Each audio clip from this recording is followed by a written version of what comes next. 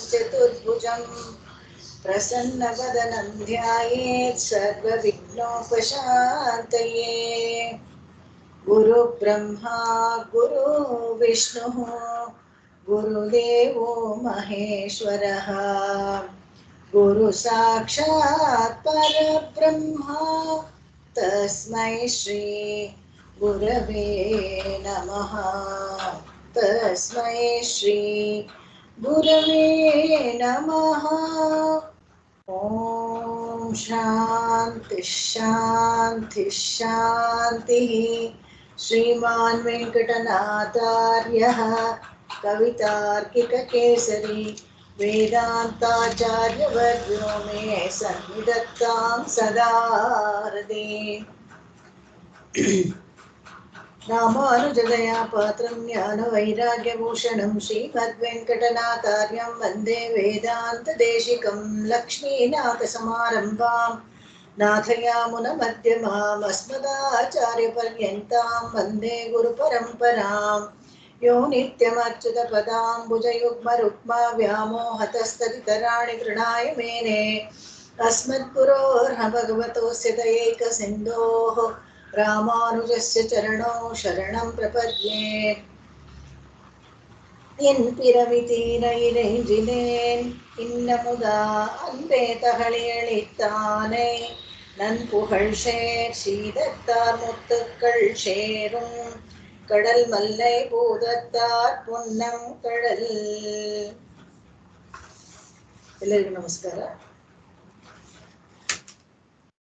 15ವರೆಗೂ ಆಗಿತ್ತು ಅನ್ಸುತ್ತೆ.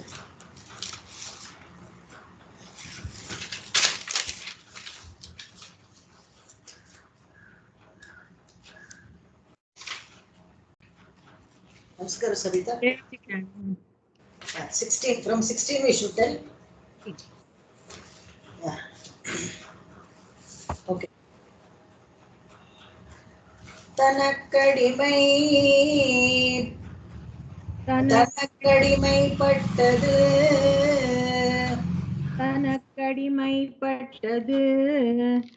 தானறியானேலும் மனத்தடைய வைப்பது அம்மாலை. மனத்தடைய வைப்பதாம் மாலை. ಅಮ್ಮಲ್ಲ, ಅದು ಆ ಮಾಡ್ಕೊಳ್ಳಿ. ಕೆಲವು ಬುಕ್ಕಲ್ಲಿ ಆಕಾರ ಕೊಟ್ಟಿದ್ದಾರೆ, ಓದ್ಬೇಕಾದ್ರೆ ಮಿಸ್ಟೇಕ್ ಆಗುತ್ತೆ. மனத்தடைய வைப்பதாம் மாலை.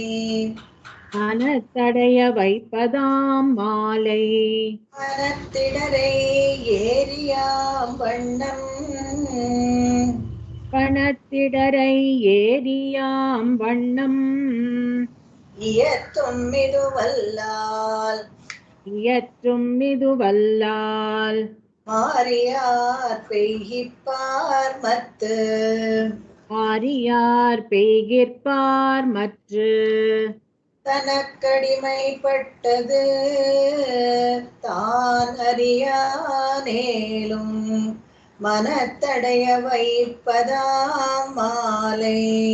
வனத்திடரை ஏரியாம் வண்ணம் இயற்றும் இதுவல்லால். மாரியார் பெய்யிப்பார் மத்து.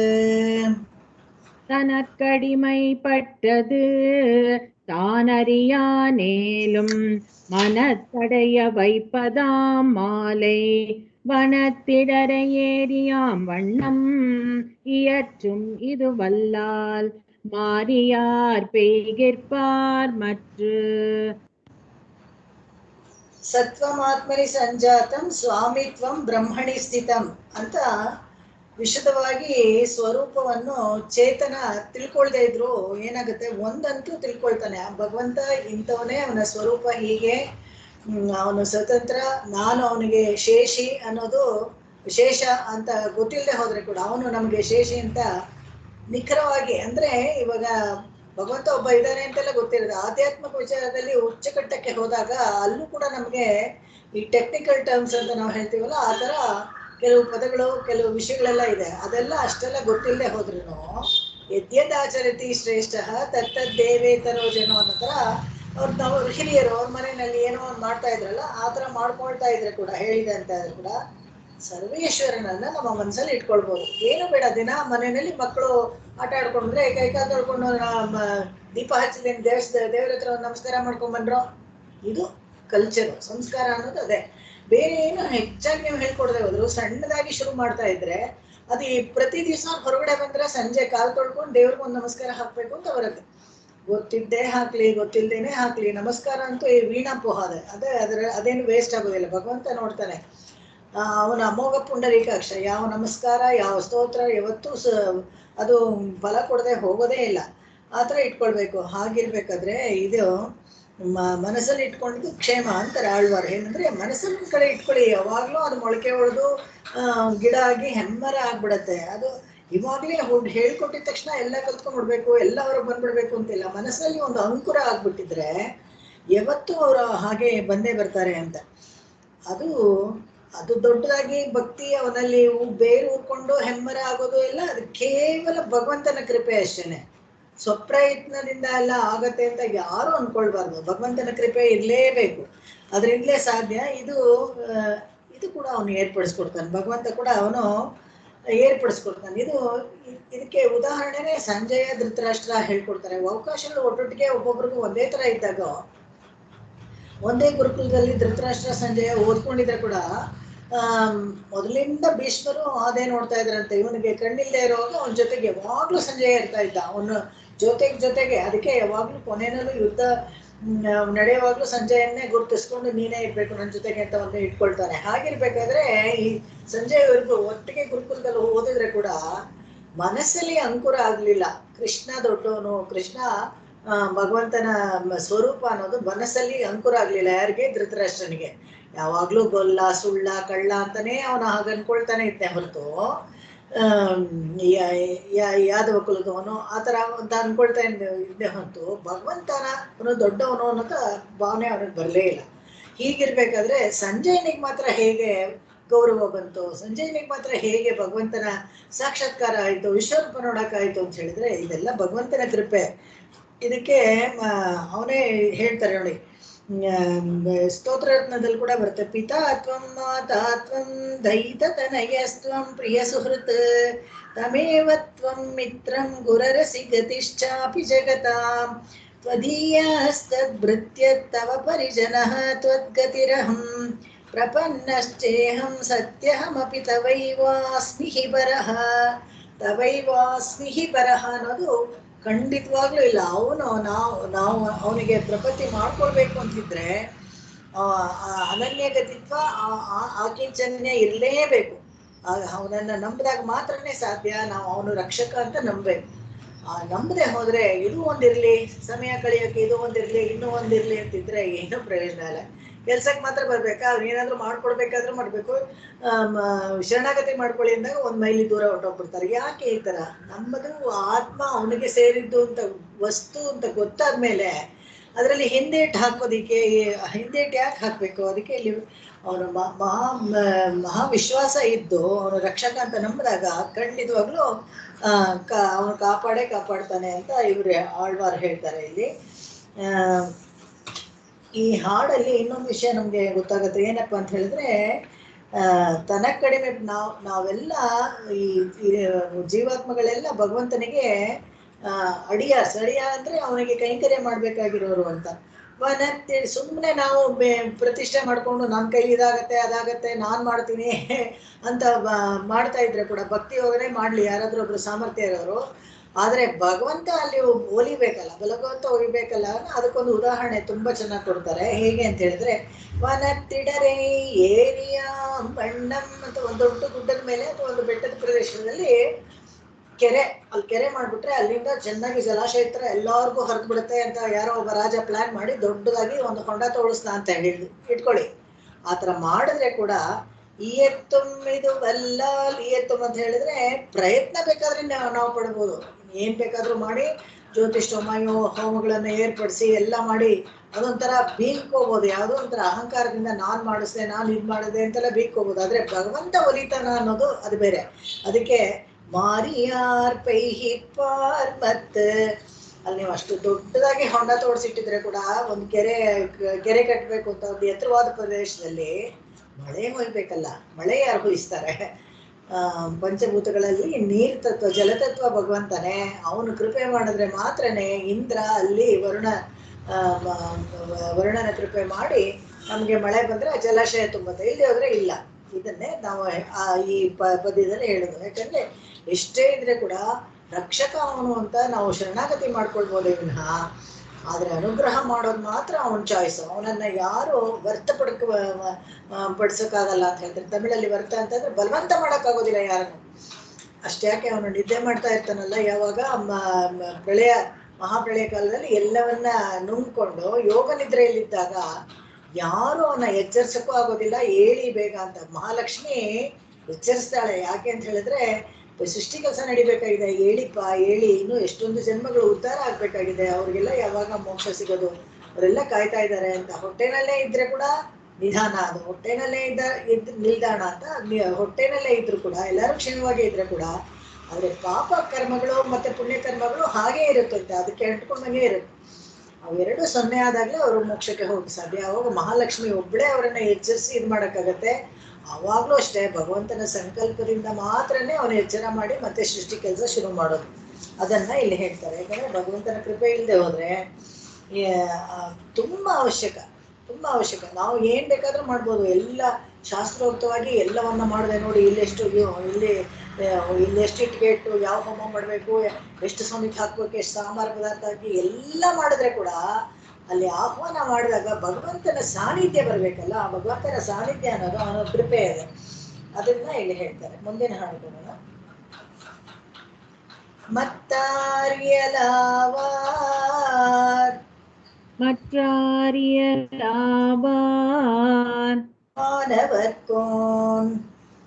வானவர்கோன் மாமலரோன் சுத்தும் வணங்கும் தொழிலானே.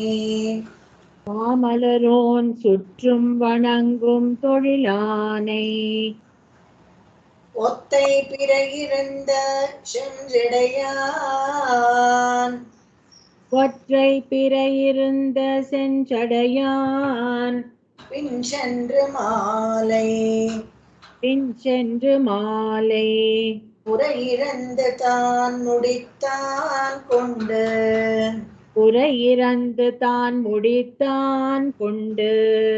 மத்தாரியலாவார் வானவர்கோன் மாமலரோன் சுத்தும் வணங்கும் தொழிலானை. ஒத்தை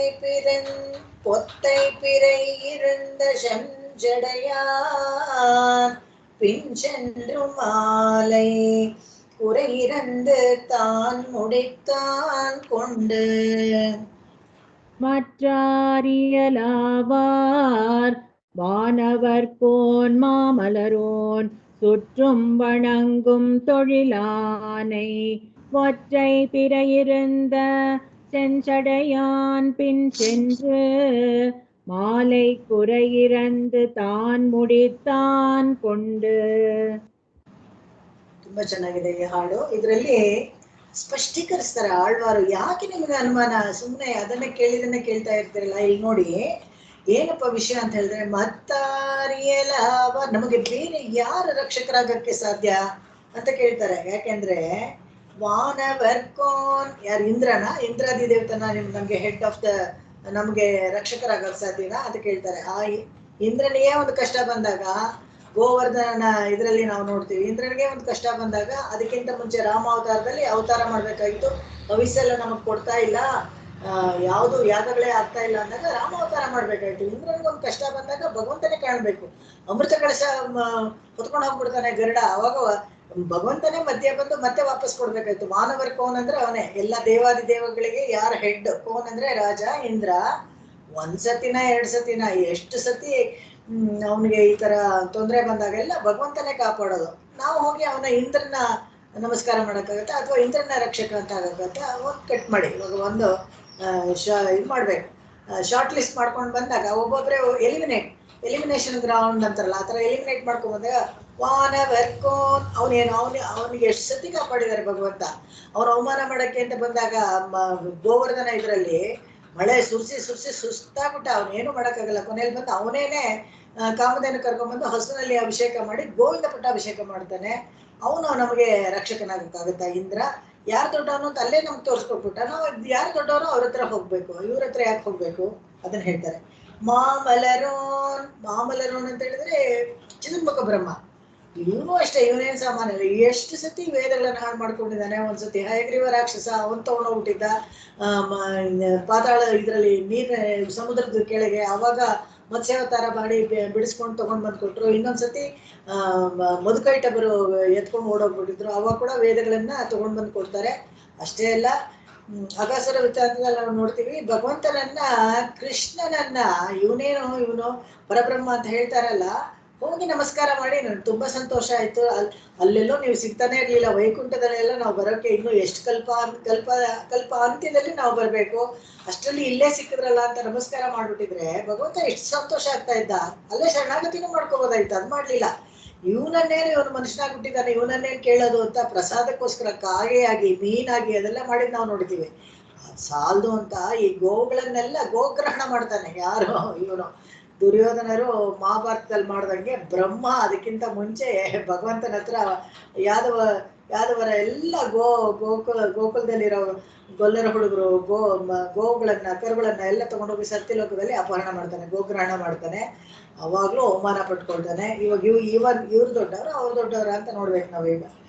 ಅಷ್ಟೇ ಅಲ್ಲ, ಆ ಬ್ರಹ್ಮನಿಗೆ ಒಂದು ಕಷ್ಟ ಬಂತು. ಏನ್ ಕಷ್ಟ ಬಂತು ಅಂತ ಹೇಳಿದ್ರೆ, ದಕ್ಷಯಜ್ಞದಲ್ಲಿ ಸುಮ್ಮನೆ ಮಾತಾಡಿ ಅವ್ರ ಮಗನೇ ಅವ್ನ ತಲೆ ಕಿತ್ತುಬಿಟ್ಟ. ಇವಾಗ ನೋಡ್ಕೊಳ್ಳಿ ಯಾರು ದೊಡ್ಡವರು ಅಂತ. ಇದು ಆಯ್ತು, ಇವಾಗ ಹೋಗ್ಲಿ, ಅವನ್ ಬೇಡ, ರುದ್ರನ ಹತ್ರ ಹೋಗೋಣ ಅಂತ ಹೇಳಿದ್ರೆ ಅವ್ರ ಅಪ್ಪನ ತರನೇ ಕಿತ್ಬಿಟ್ಟ, ಕೈಗೆ ಕಪಾಲ ಅಂಟ್ಕೊಂಡ್ಬಿಡ್ತು. ಅದು ಬಿಡ್ಲೇ ಇಲ್ಲ. ಎಷ್ಟು ಕಷ್ಟಪಟ್ಟ ಅವನ ಅದನ್ನ ಬಿಡಿಸ್ಕೊಳಕ್ಕೆ. ಕೊನೆಗೆ ಭಗವಂತನೇ ತನ್ನ ಹೃದಯದಲ್ಲಿರೋ ರಕ್ತವನ್ನ ಒಂದು ಚಿನ್ನದ ಕಲಶಕ್ಕೆ ತುಂಬಿ ಅದನ್ನ ಕೊಟ್ಟರು ಅಂತಾರೆ. ಡೈರೆಕ್ಟ್ ಆಗಿ ಅವನ ಕಪಾಲಕ್ಕೆ ಬಿಟ್ರು ಅಂತಾರೆ. ಹೇಗಾದ್ರೂ ಇರ್ಲಿ, ಒಟ್ಟಿನಲ್ಲಿ ಅವನ ಶಾಪ ವಿಮೋಚನೆ ಮಾಡಿದ್ದು ಭಗವಂತನೇ. ಅಷ್ಟೇ ಅಲ್ಲ, ಅವನಿಗೆ ಶಿವತ್ವ ಮಂಗಳಕರವನಾಗಿ ಅವನನ್ನ ಮಾಡಿ ತನ್ನ ಪಾದೋದಕವನ್ನ ಗಂಗೆಯನ್ನ ಅವನ ತಲೆ ಮೇಲೆ ಇಟ್ಕೊಂಡ್ಮೇಲೆ ಅವನಿಗೆ ಶಿವತ್ವ ಬರುತ್ತೆ. ಬ್ರಹ್ಮಹತ್ಯೆ ದೋಷ ಬಂದ್ಬಿಟ್ಟು ಯಾರು ಅವನನ್ನ ಪೂಜಿಸ್ತಾ ಇರೋಲ್ಲ. ಅವ್ ಶಿವತ್ವ ಬರೋದೇ ಇವನಿಂದ. ಸೊ ಇವಾಗ ನೋಡ್ಕೊಳ್ಳಿ, ಇವರೆಲ್ಲರೂ ಏನ್ ಮಾಡ್ತಾ ಇದ್ರು ಅಂತ ಹೇಳಿದ್ರೆ, ಪಿರೈ ಅಂದ್ರೆ ಅರ್ಧ ಚಂದ್ರನ ಮುಡ್ಕೊಂಡಿರ್ತಾನಲ್ಲ ಭಗವಂತ ತಲೆ ಮೇಲೆ. ಜಡೆಯಾನ್ ಜಟೆ, ಕೆಂಪುಗೆ ಜಟೆ ಕಟ್ಕೊಂಡಿರ್ತಲ್ಲ ಭಗವಂತ ರುದ್ರ, ಅವನು ಕೂಡ ಪಿನ್ಶೆಂಡ್ರೆ ಮಾಲೆ ಕುರೆಗಿನಂದೆ ತಾನ್ ಮುಡಿತಾನ್ ಕೊಂಡ. ಸರಿ, ಇನ್ಯಾರು ನನಗೆ 14 ಲೋಕ ತಿರುಗುತ್ತಾನೆ ಕಪಾಲ ತುಂಬತ್ತ ಅಂತ ಎಲ್ಲರೂ ಪಾಪ ಪ್ರಯತ್ನ ಪಡ್ತಾರೆ ಅದನ್ನು ತುಂಬಿಸಕ್ಕೆ, ಯಾರ ಕೈಲೂ ಆಗೋದಿಲ್ಲ. ಕೊನೆಗೆ ಪಿನ್ಶೆಂಡ್ರೆ ಯಾರು ಪಿನ್ಶೆಂಡ್ರೆ ಭಗವಂತನ ಹಿಂದೆ ಹೋಗಿ ಅವನ ಕುರೆಗಿನಂದೆ ತನ್ನ ಕಷ್ಟವನ್ನು ತೋಡ್ಕೊಂಡು ಕಷ್ಟವನ್ನ ಹೇಳ್ಕೊಂಡು ತಾನ್ ಮುಡಿತಾನ್ ಕೊಂಡೆ ತನ್ನ ಶಾಪವನ್ನ ವಿಮೋಚನೆ ಮಾಡ್ಕೊಳ್ತಾನೆ.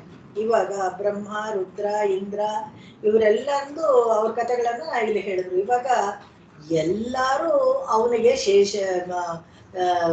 ಶೇಷತ್ವನೇ, ಭಗವಂತನೇ ಶೇಷಿ ಎಲ್ಲರಿಗೂ. ಇದನ್ನ ತೋರಿಸ್ಕೊಟ್ಟು ನಮಗೆ ಮತ್ತಾರಿಗೆಲ್ಲ ಅವರೇ ಅಷ್ಟು ದೊಡ್ಡವರೇ ಅವನನ್ನ ಹೋಗಿ ನಮಸ್ಕಾರ ಮಾಡಿ ಅವ್ರ ಕಷ್ಟವನ್ನ ಬಗೆಹರ್ಕೊಳ್ಬೇಕಾದ್ರೆ ನಾವು ಬೇರೆ ಎಲ್ಲಾದ್ರೂ ಹೋಗ್ಬೇಕಾ? ಬೇರೆ ಯಾವ್ದಾದ್ರು ಅಂಗಡಿಗೆ ಬೇಕಾಗಿಲ್ಲ ಅಂತ ಅದನ್ನ ಹೇಳ್ತಾರೆ. ಮುಂದಿನ ಹಾಡು. ಕೊಂಡದುಲಹಂ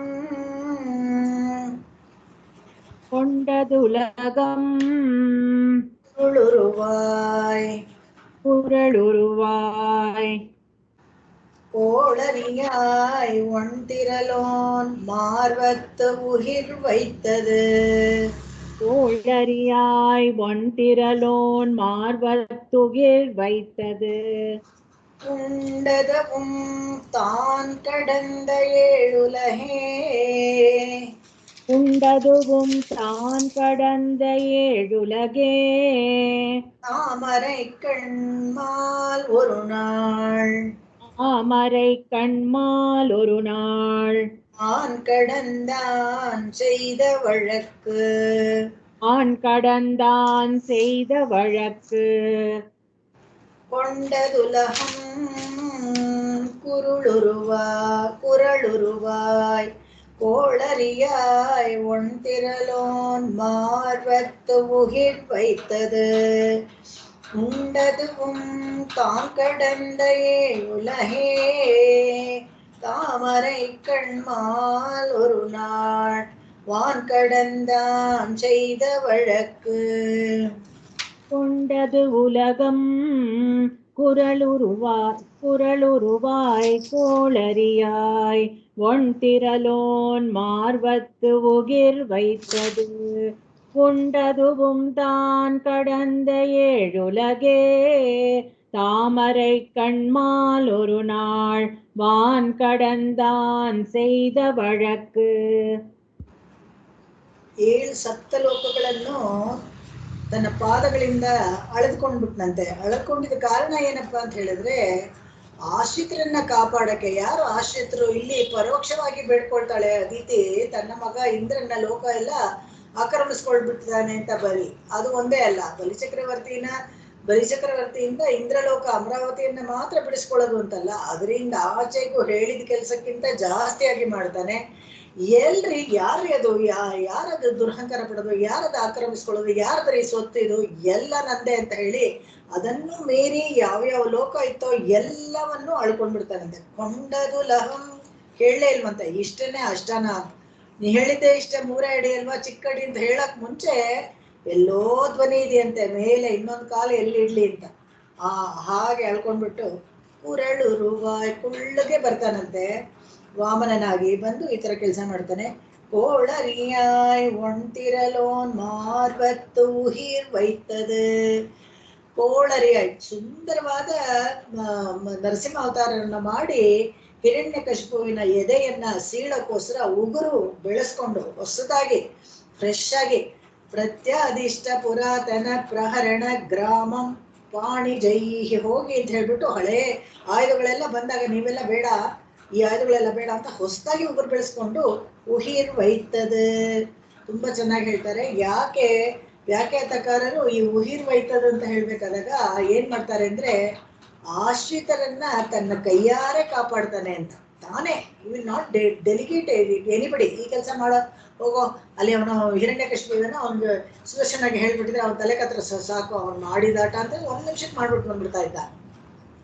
ಅದೆಲ್ಲ ಅಲ್ಲಿ ಕಾರಣ. ಯಾಕೆಂದ್ರೆ ಪ್ರಹ್ಲಾದ ಹೇಳ್ತಾನೆ ಇದೆ, ಹೆಂಗೂ ಉಳನ್ ಕಣ್ಣನ್ ಅಂತ ಹೇಳ್ತಾ ಇದ್ದ, ಎಲ್ಲ ಕಡೆ ದೇವರಿದ್ದಾನೆ ಅಂತ, ಅದನ್ನ ತೋರಿಸ್ಬೇಕು. ಇಲ್ಲಿದಾನ ಅಂತ ಮಗು ಮಾತು ಸುಳ್ಳು ಮಾಡ್ಬಿಡ್ಬಾರ್ದು. ಇಲ್ಲಿದಾನ ಅಂತ ಅವನೊಂದು ಕಂಬದಲ್ಲಿ ಕೇಳಿದಾಗ ಅಲ್ಲಿ ಇದಾನೆ ಅಂತ ಪ್ರಕಟವಾಗಿ ಬಂದ ಭಗವಂತ. ಎಂತ ಕೃಪಾಳು ನೋಡಿ, ವಾತ್ಸಲ್ಯ ರೂಪಿ ವಾತ್ಸಲ್ಯ ತೋರಿಸ್ಬೇಕು ಅಂತ ಏನಾದ್ರೂ ಒಂದು ಅವತಾರ ಅವನು ಎತ್ತಿದ್ರೆ ಅದು ನರಸಿಂಹ ಅವತಾರ. ಘೋರವಾಗಿ ಹಿರಣ್ಯಕಶಿಪುವನ್ನು ಕೊಂದಿದ್ರೆ ಕೂಡ ಅವನು ಪ್ರಹ್ಲಾದನ ಮೇಲೆ ತೋರಿಸಿದ ಕೃಪೆ ಇದೆಯಲ್ಲ, ಅದಕ್ಕೆ ಕೃಪಾ ಕಪಟಕ್ಕೆ ಸರಿಂದನು ಜಡಿಂಬದತ್ತಸ್ತನ ಸರೋಜ ಸದೃಶ. ಒಂದು ಕಣ್ಣಲ್ಲಿ ಕರುಣೆಯನ್ನ ತೋರಿಸ್ಕೊಂಡು ಇನ್ನೊಂದು ಕಣ್ಣಲ್ಲಿ ಕೋಪವನ್ನ ತೋರಿಸಿ ಉಗುರು ತನ್ನ ಕೈಯಾರೆ ತಾನು ರಕ್ಷಣೆ ಮಾಡ್ತಾನೆ. ಯಾರು ಅದು ಅವನಿಗೆ ತುಂಬಾ ಖುಷಿ ಕೊಡುತ್ತಂತೆ ಭಗವಂತನಿಗೆ. ಅಪ್ಪ ನಾನೇ ಎಷ್ಟು ಇಡೀ ಬ್ರಹ್ಮಾಂಡವನ್ನೇ ಅವನೇ ಎಲ್ಲ ಕಾಪಾಡ್ತಾ ಇದ್ರೆ ಕೂಡ ಒಬ್ಬ ಭಕ್ತನನ್ನ ತಾನು ತನ್ನ ಕೈಯಾರೆ ನಾನು ಕಾಪಾಡದೆ ಅಂದ್ರೆ ಅದೊಂಥರ ಅವನಿಗೆ ತುಂಬಾ ಖುಷಿ ಅಂತೆ. ಅವನಿಗೆ ಉಹಪ್ಪು ಕೊಡುತ್ತೆ, ಅವನಿಗೆ ತುಂಬಾ ಖುಷಿ ಆಗತ್ತೆ ಅಂತ. ಉಹಿರ್ ವೈತದ್ ಉಂಡದ ತಾನ್ ಕಡಂದ ಏಳುಲಹೇ ಅದನ್ನ ಮಾಡ್ತಾನೆ. ಮತ್ತೆ ಪ್ರಳಯ ಕಾಲದಲ್ಲಿ ತಾನು ಕಡಂದ, ಇವನು ಅಳ್ಕೊಂಡಿದ್ನಲ್ಲ ಈ 7 ಪ್ರಪಂಚವನ್ನ, ಕಡಂದ ಇಡಂದು ಕಿಡಂದು ಎಲ್ಲಾನು ಇವನೇನೆ. ಎಲ್ಲ ಏನ್ ಮಾಡ್ತಾನೆ, ಸೃಷ್ಟಿ ಮಾಡಿದ್ದು, ಅಳದಿದ್ದು, ಮತ್ತೆ ಇದನ್ನ ನುಂಗಿದ್ದು ಕೂಡ. ಪ್ರಳಯ ಕಾಲದಲ್ಲಿ ಎಲ್ಲವನ್ನು ನುಂಗಿದ್ದು ಯಾರಪ್ಪ ಅಂತ ಹೇಳಿದ್ರೆ ತಾಮರೈ ಕಣ್ಮಾಲ್ ஒரு ನಾಳ್. ಈಗ ಪುಂಡರೀಕಾಕ್ಷ ಇದನ್ನಲ್ಲ ಒಂದು ದಿವಸ ಏನ್ ಮಾಡ್ದ, ಕಲ್ಪಾಂತರದಲ್ಲಿ ಮಹಾಪ್ರಳಯ ಕಾಲದಲ್ಲಿ ಎಲ್ಲವನ್ನ ನುಂಗ್ಬಿಟ್ಟ. ಅವನು ಯಾರಂತ ಗೊತ್ತಾ, ವಾನ್ ಕಡಂದಾನ್ ಚೈದ ವಳಕ್.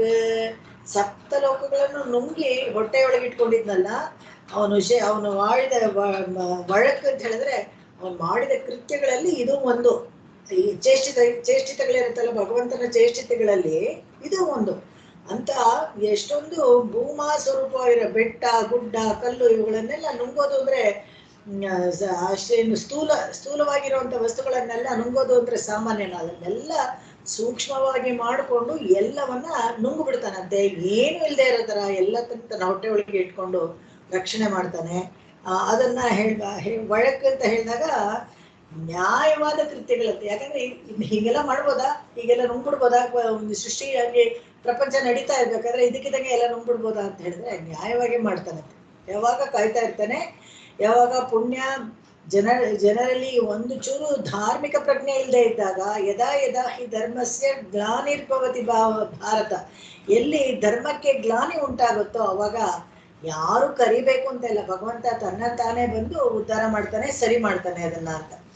ಈ ಜಗತ್ ರಕ್ಷಣವನ್ನು ಮಾಡಿದ ಪ್ರಕಾರ ಇಲ್ಲಿ ವರ್ಣಿಸ್ತಾನೆ, ಹೇಗೆಲ್ಲ ಅವನು ಮಾಡ್ದ ನೋಡಿ ಅಂತ. ವಾಮನನಾಗಿ ನರಸಿಂಹನಾಗಿ ಎಲ್ಲ ಮಾಡ್ತಾನಲ್ಲ, ಅದನ್ನೆಲ್ಲ ತೋರಿಸ್ಕೊಡ್ತಾರೆ.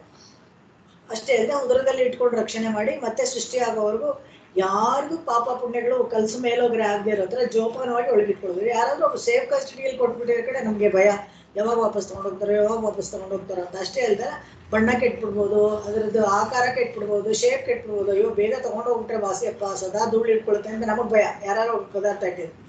ಭಗವಂತನ ಹೊಟ್ಟೆಯಲ್ಲಿ ಎಷ್ಟು ಉಳಿದವರು ಯುಗ ಅಂತ ನಾವು ಭಗವಂತನ ಹೊಟ್ಟೆಯಲ್ಲಿ ಇದ್ದ ಕೂಡ ಕ್ಷೇಮವಾಗಿ ಆ ಜೀವಾತ್ಮಗಳು ಅವ್ರವ್ರ ಪಾಪ ಪುಣ್ಯ ಒಬ್ರಿಗೊಬ್ರಿಗೆ ಏನು ಅಂಟ್ಕೊಳ್ದೇ ಇರೋ ಥರ ಕ್ಷೇಮವಾಗಿ ಅವ್ನ ಹೊಟ್ಟೆ ಮೇಲೆ ಇರ್ಬೋದು. ಇದೆಲ್ಲ ಅವ್ನು ಮಾಡುವಂತ ಸಹಜವಾದ, ಯಾಕೆಂತ ಹೇಳಿದ್ರೆ ಅದೇ ಒಳಕ್ಕೆ ನ್ಯಾಯವಾಗಿ ಸಹಜವಾಗಿ ಮಾಡುವಂಥದ್ದು. ಮುಂದಿನ ಹಾಡುಗಳನ್ನ வழக்கன்று கொண்டாய் வழக்கன்று கண்டாய் கண்டாய் அது கண்டாய் வலிஷ வழக்கன்று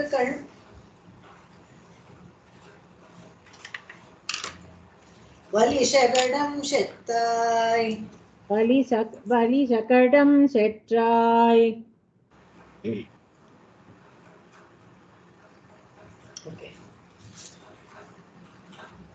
வழக்கன்று நீ வழிக்கன்று நீ மதிக்க வேண்டா, வழக்கென்று நீ மதிக்க வேண்டா, வழக்கன்று நீ மதிக்க வேண்டா, உழக்கன்று நீ விளவின் தீ விளவின் காய்க்கு, குழக்கன்று தீ விளவின் காய்க்கு, எரிந்த தீமை திருமாலே, எரிந்த தீமை திருமாலே, பார்விளங்கச் செய்தான் பழி, பார்விளங்கச் செய்தாய் பழி. வழக்கன்று கண்டாய் வலிஷகடம் செத்தாய், வழக்கன்று நீ மதிக்க வேண்டா, குழக்கன்று தீ விளவின் காய்க்கு, எரிந்த தீமை திருமாலே, பார்விளங்கச் செய்தாய் பரி.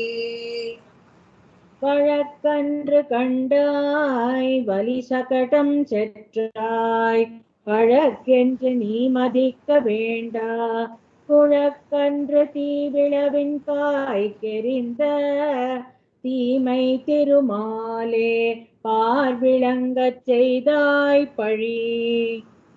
ಈ ಕೃಷ್ಣಾವತಾರದಲ್ಲಿ ಮಾಯಾಚೇಷ್ಟಿತಗಳನ್ನೆಲ್ಲ ಭಗವಂತ ಮಾಡ್ತಾನಲ್ಲ, ಆಹಾ ಆಹಾ ಅಂತ ಎಲ್ಲರೂ ಕೊಂಡಾಡ್ಕೊಂಡು ಅಘಟಿತ ಘಟನಾ ಸಾಮರ್ಥ್ಯವನ್ನೆಲ್ಲ ಮಾಡ್ದ ಅಂತ ಹೆಮ್ಮೆ ಪಟ್ಕೊಂಡ್ರೆ ಆಳ್ವಾರ್ ಹೇಳ್ತೆ ಎಲ್ಲ ಏನ್ ಮಾಡ್ಬೇಕಾಗಿರ್ಲಿಲ್ಲ ಅಂತ.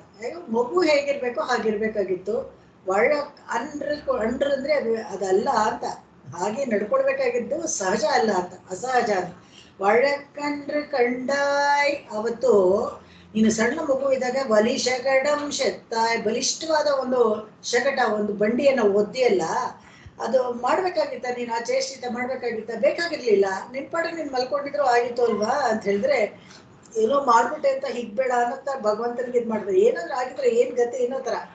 ಈ ಭಕ್ತಿ ಅಭಿನಿವೇಶದಲ್ಲಿ ಏನಾಗುತ್ತೆ, ಭಗವಂತನಿಗೆ ಡಿಕ್ಟೇಟ್ ಮಾಡ್ತಾರೆ ಭಕ್ತರು, ಮಾಡ್ಬೋದಾಗಿತ್ತ, ನೀನ್ ಮಾಡ್ಬಾರ್ದಾಗಿತ್ತು, ಬೈತಾರೆ, ಫ್ರೀಡಮ್ ತಗೋತಾರೆ ಅವರು, ತಗೊಂಡು ಅಲ್ಲಿ ಹೇಳೋದುಂಟು. ಅದೇ ತರ ಇಲ್ಲಿ ಒಳಕಂಡ್ರು ಕಂಡಾಯ್ ವಲಿಶಗಡಂ ಶೆತ್ತಾಯ್, ಅದೇ ತರ ಇನ್ನೇನ್ ಮಾಡಿದೆ ಅಂತಂದ್ರೆ ಒಳಕಂಡ್ರೆ ನೀ ಮದಿಕ್ಕ ಬೇಡೋ, ಇಲ್ಲ ನಾ ಮಾಡಿದ್ ಸರಿಯಾಗಿತ್ತು ಅಂತ ಸಾಧಿಸ್ಕೋಬೇಡ, ಆತರ ಜಸ್ಟಿಫೈ ಮಾಡ್ಕೋಬೇಡ, ಅದು ಸರಿ ಅಲ್ಲ ನೀನ್ ಮಾಡಿದ್ದು ಅಂತ ಹೇಳ್ತಾರೆ. ಕುಳಕಂಡ್ರೆ ಒಂದು ಚಿಕ್ಕ ಹಸು ಇದೆಯಲ್ಲ, ಎಳೆ ಕರು, ಅದನ್ನ ತೀವಿಳವಿನ್ ಕಾಯ್ಕ್, ಆ ಬೇಲದ ಒಂದು ರಾಕ್ಷಸ ಒಂದು ಬೇಲದ ಹಣ್ಣು ತರ ಬರ್ತಾನಲ್ಲ, ಆ ರಾಕ್ಷಸನ ತೀ ತೀ ಅಂದ್ರೆ ಕೆಟ್ಟದು ಅಂತ, ವಿಳವಿನ್ ಅಂದ್ರೆ ಬೇಲ ಬೇಲ, ತೀ ವಿಳವಿನ್ ಕಾಯ್ಕ್, ಆ ಬೇಲದ ರಾಕ್ಷಸ ಅವರಿಬ್ರು ಮಾತಾಡ್ಕೊಂಡು ಬರ್ತಾರೆ. ಅವಾಗ ಈ ಕರುವನ್ನ ತೆಗೆದು ಅದಕ್ಕೆ ಅಂತರಿಕ್ಷದಲ್ಲಿ ಒಂದಕ್ಕೊಂದು ಹೊಡ್ಕೊಂಡು ಇಬ್ರು ಸಾಯೋ ತರ ಮಾಡ್ತಾರಲ್ಲ. ಎರಿಂದ ತೀಮೈ ತಿರುಮಾಲೆ, ಏನು ಅಂತ ಚೇಷ್ಟೆ ನೀನು ಮಾಡಿದ್ವಿ, ಸಾಧಾರಣವಾದ ಆ ಕರುವನ್ನು ತೆಗೆದು ಹಾಗೆ ಬೀಸಿ ಎಸಿತಾರೆ. ಯಾರಾದ್ರೂ ಮಕ್ಕಳು ಮಾಡೋ ಚೇಷ್ಟೆನ ಅದು ಅಂತ ಇಲ್ಲಿ ಮೂದಲಿಸ್ತಾರೆ ಆಕ್ಚುಲಿ ಆಳ್ವಾರು. ಪಾರ್ವಿಳಂಗ ಚೈದಾನ್ ಪಡಿ ಅಂತ ಹೇಳಿದ್ರೆ, ಭಕ್ತಿ ಅಭಿನಿವೇಶದಲ್ಲಿ ನೀವು ಈ ಭಕ್ತರನ್ನ ಕಾಪಾಡೋಕೆ, ಆಶ್ರಿತರನ್ನ ಕಾಪಾಡೋಕೆ ಏನೇನೋ ವಯಸ್ಸಿಗೆ ಮೀರಿದ ಕೆಲಸ ಎಲ್ಲ ಮಾಡ್ಬಿಟ್ಟಿಯಲ್ಲ ನೀನು, ಹೀಗೆಲ್ಲ ಮಾಡ್ಬೋದಾ? ಏನಾದ್ರೂ ಗಂಡಾಂತರ ಒದಗಿದ್ರೆ ಏನ್ ಗತಿ? ಯಾರವಾಗ ನಮ್ಮ ನಿನ್ನನ್ನ ಕಾಪಾಡ್ತಾ ಇದ್ರು ಅಂತ. ಇದು ಹೇಗೆ ಅಂದ್ರೆ ಈ ಭಗವಂತನೇ ಯಾರು ಕಾಪಾಡ್ಬೇಕು? ಆದ್ರೆ ಆ ಭಕ್ತಿ ಇದ್ರಲ್ಲಿ ಮಾಡ್ತಾರೆ. ಹೇ ಯಶೋದೆ ಕಾಪಿಡ್ತಾಳಲ್ಲ, ಇದ್ರಲ್ಲಿ ಪೆರಿಯಾಳ್ವಾರ್ ಕಾಪಿಡ್ತಾರಲ್ಲ, ಆ ತರ ಪೆರಿಯಾಳ್ವಾರ್ ಪಲ್ಲಾಂಡ್ ಹೇಳ್ತಾರಲ್ಲ, ಅದೇ ತರ ಇವರು ಭಕ್ತಿ ಅಭಿನಿವೇಶದಲ್ಲಿ ಆ ತರ ಹೇಳ್ತಾರೆ. ಗಂಡಾಂತರ ಬಂದ್ರೆ ಪಾರ್ ಮಾಡೋದು ಹೇಗೆ ಅಂತ. ಪಾರ್ ವಿಳಂಗ ಚೈದಾನ್ ಪಡಿ ಅಂತ ಹೇಳಿದ್ರೆ, ಲೋಕಕ್ಕೆ ಒಳ್ಳೇದನ್ನ ಮಾಡಲು ಹೋಗಿ ನಿನಗ್ ನೀನೇ ಕಷ್ಟ ತಂದು ಕೊಟ್ಬಿಡ್ತೀಯಲ್ಲ, ನಿನ್ನೆ ಅವ್ರು ಕಾಪಾಡ್ತಾರೆ ಅಂತ ಹೇಳ್ಬಿಟ್ಟು ಭಯದಿಂದ ನೋಡ್ಕೊಳ್ತಾರಂತೆ. ಭಯ, ಆ ಪ್ರೀತಿ ಇರೋದ್ರಿಂದ ಒಂದು ಭಯ ಬರ್ತೀವಿ, ಏನಾದ್ರೂ ಆಗಿದ್ರೆ ಏನ್ ಗತಿ, ಹಂಗ ಮಾಡ್ತಾರೆ ಅಂತ. ಹಾಗೆ ಮುಂದಿನ ಹಾಡುಗಳು.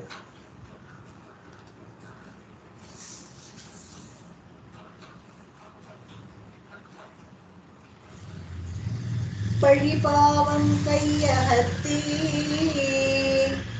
பழிபாவம் கை அகற்றி, பல்காலும் நின்னை பல்காலும் நின்னை வழிவாழ்வார் வாழ்வராம் மாதோ, வழிவாழ்வார் வாழ்வராம் மாதோ, அளவின்றி நாரணன் தன்னாமங்கள், பழுவின்றி நாரணன் தன்னாமங்கள் நன்குணர்ந்து நங்கேத்தும், உணர்ந்து நன்கேத்தும், காரணங்கள் தாமுடையார்த்தாம், காரணங்கள் தாமுடையார்த்தாம், பழிபாவம் கையகத்தி பல்காலும் நின்னை வழிவாழ்வார் வாழ்வராம் மாதோ, பழவின்றி நாரணன் தன்னாமங்கள் நன்குணர்ந்து நங்கேத்தும், காரணங்கள் தாமுடையார்த்தாம். பழிபாவம் கையகற்றி பல்காலும் நின்னை வழிவாழ்வார் வாழ்வராம் மாதோ, வழுவின்றி நாரணன் தன்னாமங்கள் நன்குணர்ந்து நன்கேத்தும், ಕಾರಣங்கள் ತಾಮುಡೆಯಾರ್ತಾಂ. ಭಗವಂತನ ನಾಮಗಳನ್ನ ಹೇಳಿದ್ರೆ ಉಜ್ಜೀವನ ಆಗೋದ್ರಲ್ಲಿ ಅನುಮಾನನೇ ಇಲ್ಲ. ಇದರಲ್ಲಿ ಎರಡು ತರ ನಮ್ಮ ಪಾಪಗಳು ನಮ್ಗೆ ಬಂದು ಸೇರ್ಕೊಳ್ಳುತ್ತೆ ಅಂತ. ಅದಕ್ಕೆ ಪಳಿ ಪಾವಂ ಅಂತ ವ್ಯತ್ಯಾಸವನ್ನ ತೋರಿಸ್ಕೊಡ್ತಾರೆ. ಹೇಗೆ ಅಂದ್ರೆ, ಪಾವಂ ಅಂತ ಹೇಳಿದ್ರೆ ನಾವು ಮಾಡಿರೋ ತಪ್ಪು, ಅದು ತಪ್ಪು ಮಾಡಿದಾಗ ಅಲ್ಲಿ ಪಾಪ ಬಂದು ನಮ್ಗೆ ಸೇರ್ಕೊಳ್ಳುತ್ತೆ. ಪಳಿ ಪಾವಂ ಅಂತ ಹೇಳಿದ್ರೆ ಏನಪ್ಪಾ ಅಂದ್ರೆ, ಈ ಯಾವುದೋ ಒಂದು ಕರ್ಮವನ್ನ ಮಾಡ್ತೀವಿ, ಅದು ಸರಿಯಾಗಿದೆ ಅಂತ ಅನ್ಕೊಂಡು ಮಾಡಿದಾಗ ಸರಿಯಾಗಿಲ್ದೇ ಇದ್ದಾಗ ಬೇರೆಯವರು ನಿಂದಿಸ್ತಾರೆ ನಮ್ಮನ್ನ, ನೀವು ಮಾಡಿದ್ರಿಂದ ಈ ತರ ತಪ್ಪಾಯ್ತು ಅಂತ. ಅವಾಗ ನಮಗೆ ಗೊತ್ತಾಗತ್ತೆ ಅದು ಉದ್ದೇಶಪೂರ್ವಕವಾಗಿ ಬುದ್ಧಿಪೂರ್ವಕವಾಗಿ ಮಾಡಿದ್ದಲ್ಲ ಅದು. ಅವಾಗ ಅದು ಪಳಿಪಾವಂ ಬರುತ್ತೆ ನಮ್ಗೆ. ಆ ಪಳಿಪಾವಂ ಬಂದಾಗ ಇವಾಗ ಒಂದು ಉದಾಹರಣೆಗೆ, ಯಾರಿಗೋ ಒಂದು ಸ್ವೀಟ್ ಬಾಕ್ಸ್ ಕೊಡ್ತೀರಾ ಅಂತ ಇಟ್ಕೊಳ್ಳಿ, ಆದ್ರೆ ಅವ್ರಿಗೆ ಮಧುಮೇಹ ಇರುತ್ತೆ.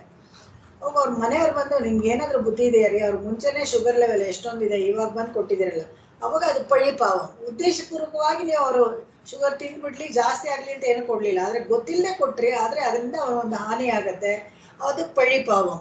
ಇದು ವ್ಯತ್ಯಾಸ. ಇನ್ನೊಂದು ಗೊತ್ತಿದ್ದು ಮಾಡೋದು ತಪ್ಪು. ಕೆಲವೆಲ್ಲರೂ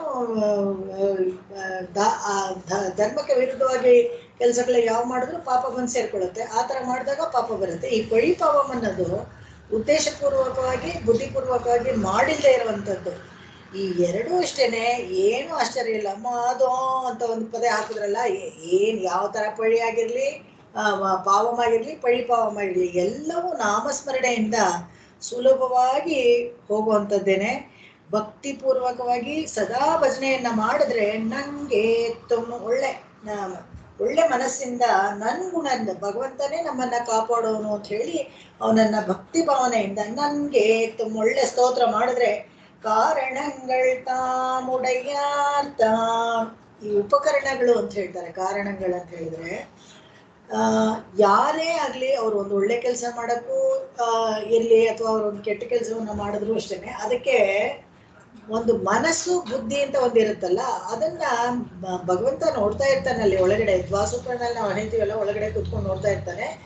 ಅದು ಭಗವಂತ ಮಾಡಿಸ್ತಾನೆ ಆತರ. ಇವಾಗ ದುರ್ಯೋಧನಲ್ಲೂ ಭಗವಂತ ಇದ್ದ, ಆದ್ರೆ ಅವನು ಕೆಟ್ಟ ಕೆಲಸನೇ ಮಾಡ್ದ. ಯಾಕಂದ್ರೆ ಅವನು ಗುರುತಿಸ್ಕೊಳ್ಳಿಲ್ಲ, ಭಗವಂತನನ್ನ ಗುರುತಿಸ್ಕೊಳ್ಳಿಲ್ಲ, ಸಾತ್ವಿಕ ದಾರಿಯಲ್ಲಿ ಹೋಗ್ಲಿಲ್ಲ ಅವನು. ಅದರಿಂದ ಕಾರಣಗಳು ತಾಮುಡೆಯ ತಮ್ಮ ಉಪಕರಣಗಳನ್ನ ತಾವು ಚೆನ್ನಾಗಿ ಈ ತರ ಭಗವಂತನೇ ನಮ್ಮನ್ನ ಕಾಪಾಡ್ತಾನೆ. ನಮಗೆ ಕೊಟ್ಟಿರೋ ಕರ್ಣಕಳೇಬರಗಳು, ಉಪಕರಣಗಳು ಅಂದ್ರೆ ಅದನ್ನೇ ಕರ್ಣಕಳೇಬರಗಳು.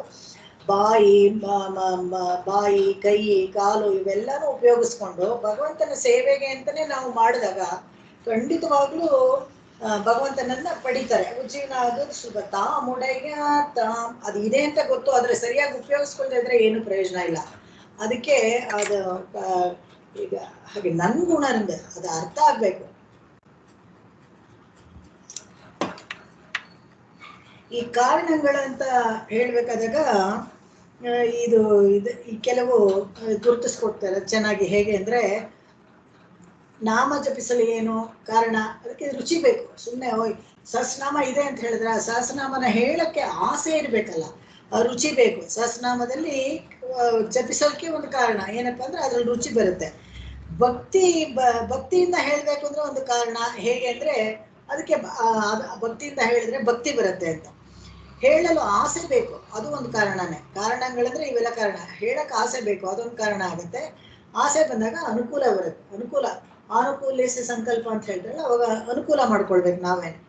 ಒಂದ್ 2 ಗಂಟೆ ಕಾಲದಲ್ಲಿ 1.5 ಗಂಟೆ ಕಾಲ ಸೀರಿಯಲ್ ನೋಡಿ ಪರವಾಗಿಲ್ಲ. ಒಂದು ಅರ್ಧ ಗಂಟೆ ಕಾಲ ಭಗವಂತನಿಗೆ ಅಂತ ತೆಗೆದಿಟ್ರೆ ಅನುಕೂಲಸ್ಯ ಸಂಕಲ್ಪ. ಅದು ಪುಣ್ಯ ಬರುತ್ತೆ ಅಂತ ಆಸೆ. ಯಾವುದೋ ಒಂದು ಆಸೆ ಇದು ಮಾಡ್ತೀವಲ್ಲ, ಅದು ಒಂದು ಕಾರಣ. ಸುಕೃತ ವಿಶೇಷ ಹೇಳೋದ್ರಿಂದ ಒಂದು ಲಾಭ. ಯಾವುದೋ ಪೂರ್ವಜನ್ಮ ಸುಕೃತದಿಂದ ನಿಮ್ಗೆ ಹೇಳಬೇಕು ಅಂತ ಒಂದು ಆಸೆ ಬರುತ್ತೆ. ಹೇಳಬೇಕು ಅನ್ನೋದ್ರಲ್ಲಿ ರುಚಿ ಬರುತ್ತೆ, ರುಚಿಯಿಂದ ಭಕ್ತಿ ಬರುತ್ತೆ. ಹೇಗೆ ನೋಡಿ, ಇದೆಲ್ಲ ಒಂದು ಚೈನ್ ತರ. ಭಗವಂತನ ಕೃಪೆಯೇ ಪುಣ್ಯಕ್ಕೂ ಕಾರಣ. ಇದಕ್ಕೆಲ್ಲಾನು ಅಷ್ಟೇನೆ. ಹೇಗೆ ನಿರಂತರಂ ನಿನೈಪದಾಹ ನೀ ನಿನೈಕ ವೇಂಡಮೆ ತಿರುಮೇಶ ಆಳ್ವರು ಹೇಳ್ತಾರಲ್ಲ, ಆ ತರ ಇದಕ್ಕೆಲ್ಲ ಭಗವಂತನ ಕೃಪೆನೂ ಬೇಕು. ಆ ಕೃಪೆಯಿಂದಲೇ ಆ ಪುಣ್ಯ ಸಂಪಾದನೆ ಆಗುತ್ತೆ. ಆ ಪುಣ್ಯದಿಂದಲೇ ನಮ್ಗೆ ಸಾತ್ವಿಕ ಬುದ್ಧಿ ಉಂಟಾಗುತ್ತೆ. ಸಾತ್ವಿಕ ಬುದ್ಧಿಯಿಂದಲೇ ನಮ್ಗೆ ರುಚಿ ಏರ್ಪಡುತ್ತೆ. ಎಲ್ಲರೂ ಶ್ಲೋಕ ಕಲ್ತ್ಕೊಂಡ್ ಬಿಡಕ್ಕೆ ಆಸೆ ಪಟ್ಬಿಡಲ್ಲ, ಅಥವಾ ಎಲ್ಲರೂ ಸತ್ಸಂಗದಲ್ಲಿ ಇರಕ್ಕೆ ಆಸೆ ಪಡ, ಅಯ್ಯೋ ಬಿಡ್ರಿ ಏನು ಅದೇ ರಾಮಾಯಣ ಅದೇ ಇದು ಅಂತ ಅನ್ಸುತ್ತೆ. ಅವ್ರಿಗೆ ಬೇರೆ ಇದ್ರಲ್ಲಿ ರುಚಿ ಇರ್ಬೋದು. ಹಾಗಾಗಿ ಎಲ್ರಿಗೂ ಆ ರುಚಿ ಏರ್ಪಡಲ್ಲ. ಆ ರುಚಿ ಏರ್ಪಡಕ್ಕೂ ಒಂದು ಪುಣ್ಯ ಇರ್ಬೇಕು. ಅದನ್ನ ಇಲ್ಲಿ ಎಷ್ಟು ಚೆನ್ನಾಗಿ ತೋರಿಸ್ಕೊಡ್ತಾರೆ. ಕಾರಣಗಳು ತಾನುಡೆಯ ಅರ್ಥ. ಯಾರಿಗೆ ಇದು ಇದೆಯೋ ಅದು ಭಗವಂತನ ಕೃಪೆ ಇದೆ ಅಂತಾನೆ ಅರ್ಥ. ಸತ್ಸಂಗದಲ್ಲಿ ರುಚಿ, ಭಗವಂತನ ಸ್ತೋತ್ರಗಳಲ್ಲಿ ಹೇಳಬೇಕು ಅನ್ನೋ, ನಾಮಗಳನ್ನ ಜಪಿಸ್ಬೇಕು ಅಂತ ಆಸೆ ಇದೆ ಅಂತ ಹೇಳಿದ್ರೆ ಖಂಡಿತವಾಗ್ಲೂ ಅವ್ರಿಗೊಂದು ಸುಕೃತ ಇದೆ, ಪುಣ್ಯ ವಿಶೇಷ ಇದೆ, ಭಗವಂತನ ಕೃಪೆ ಇದೆ. ಅದರಿಂದಲೇ ಇದೆಲ್ಲ ನಡೆಯುತ್ತೆ ಅಂತ ಹೇಳ್ತಾರೆ. ಇದೆಲ್ಲ ಉಂಟಾಗತ್ತೆ. ಕಲವು ನಾಮ ಸಂಕೀರ್ತನಂ ಅಂತ ಬೇರೆ ಗೊತ್ತು ನಮ್ಗೆ. ಇವತ್ತು ಕಲಿಯುಗದಲ್ಲಿ ನಾಮ ಹೇಳೋದ್ರಿಂದಾನೇ ಎಲ್ಲ ನಾವು ಸಾಧಿಸ್ಕೊಳ್ಬಹುದು ಅಂತ ಇದ್ದಾಗ ಅದನ್ನ ತೋರಿಸ್ಕೊಡ್ತಾರೆ ಇಲ್ಲಿ ಆಳ್ವಾರ್. ತಾಮುಳರೇ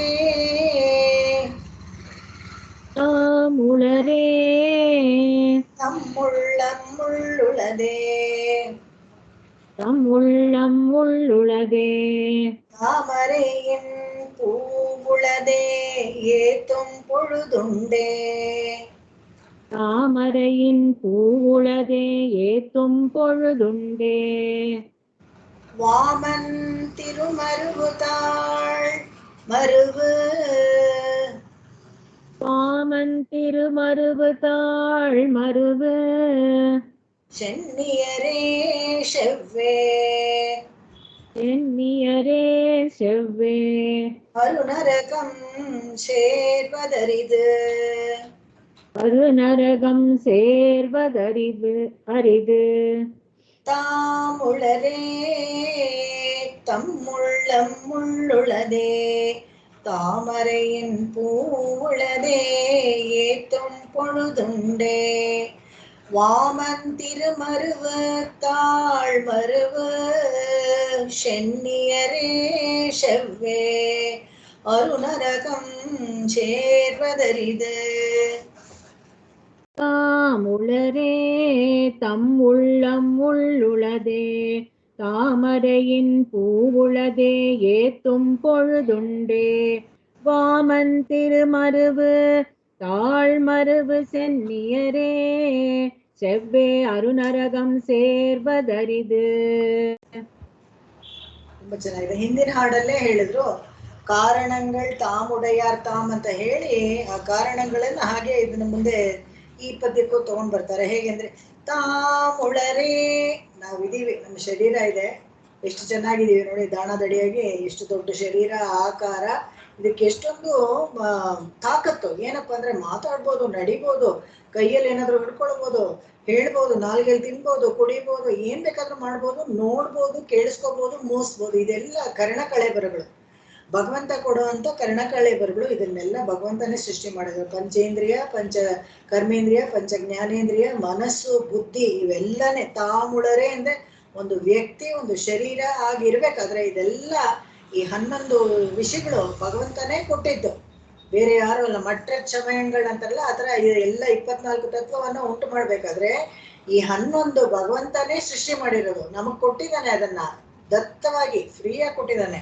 ಅದೆಲ್ಲ ಇದೆ ನಮ್ಗೆ. ಯಾವ್ದಪ್ಪ ಅಂದ್ರೆ ಜಿಹ್ವೆ, ಪಾಣಿ, ಪಾದ ಎಲ್ಲವನ್ನ ಇಟ್ಕೊಂಡು, ಅದು ಹೋಗ್ಲಿ, ಪ್ರಕೃತಿಯನ್ನ ಕೊಟ್ಟಿದ್ದಾನೆ. ಸುಂದರವಾದ ಪ್ರಕೃತಿ, ಹೂವಿದೆ, ಹಣ್ಣಿದೆ, ಏನ್ ಬೇಕಾದ್ರೂ ನೈವೇದ್ಯ ಮಾಡ್ಬೋದು ಭಗವಂತನಿಗೆ, ಎಲ್ಲ ಮಾಡಿ.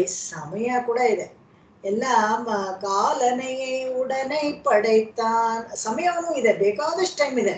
ಏನ್ರಿ ಮಾಡ್ತಾ ಇದ್ದೀರಾ ಅಂದ್ರೆ, ಏನೋ ರೀ ಟೈಮೇ ಇಲ್ಲ ಅಂತಾರೆ. ಕೇಳ್ಬೇಕು ಅವ್ರಿಗೆ, ಏನ್ ಮಾಡ್ತಾ ಇದ್ದೀರಾ ಹೇಳಿ ಅಂದ್ರೆ, ಕನ್ಸ್ಟ್ರಕ್ಟಿವ್ ಆಗಿ ಏನೂ ಮಾಡಿರಲ್ಲ. 24 ಗಂಟೆ ಕಾಲದಲ್ಲಿ ಲೆಕ್ಕ ಹಾಕೊಂಡ್ರೆ ಏನು ಮಾಡಿರಲ್ಲ.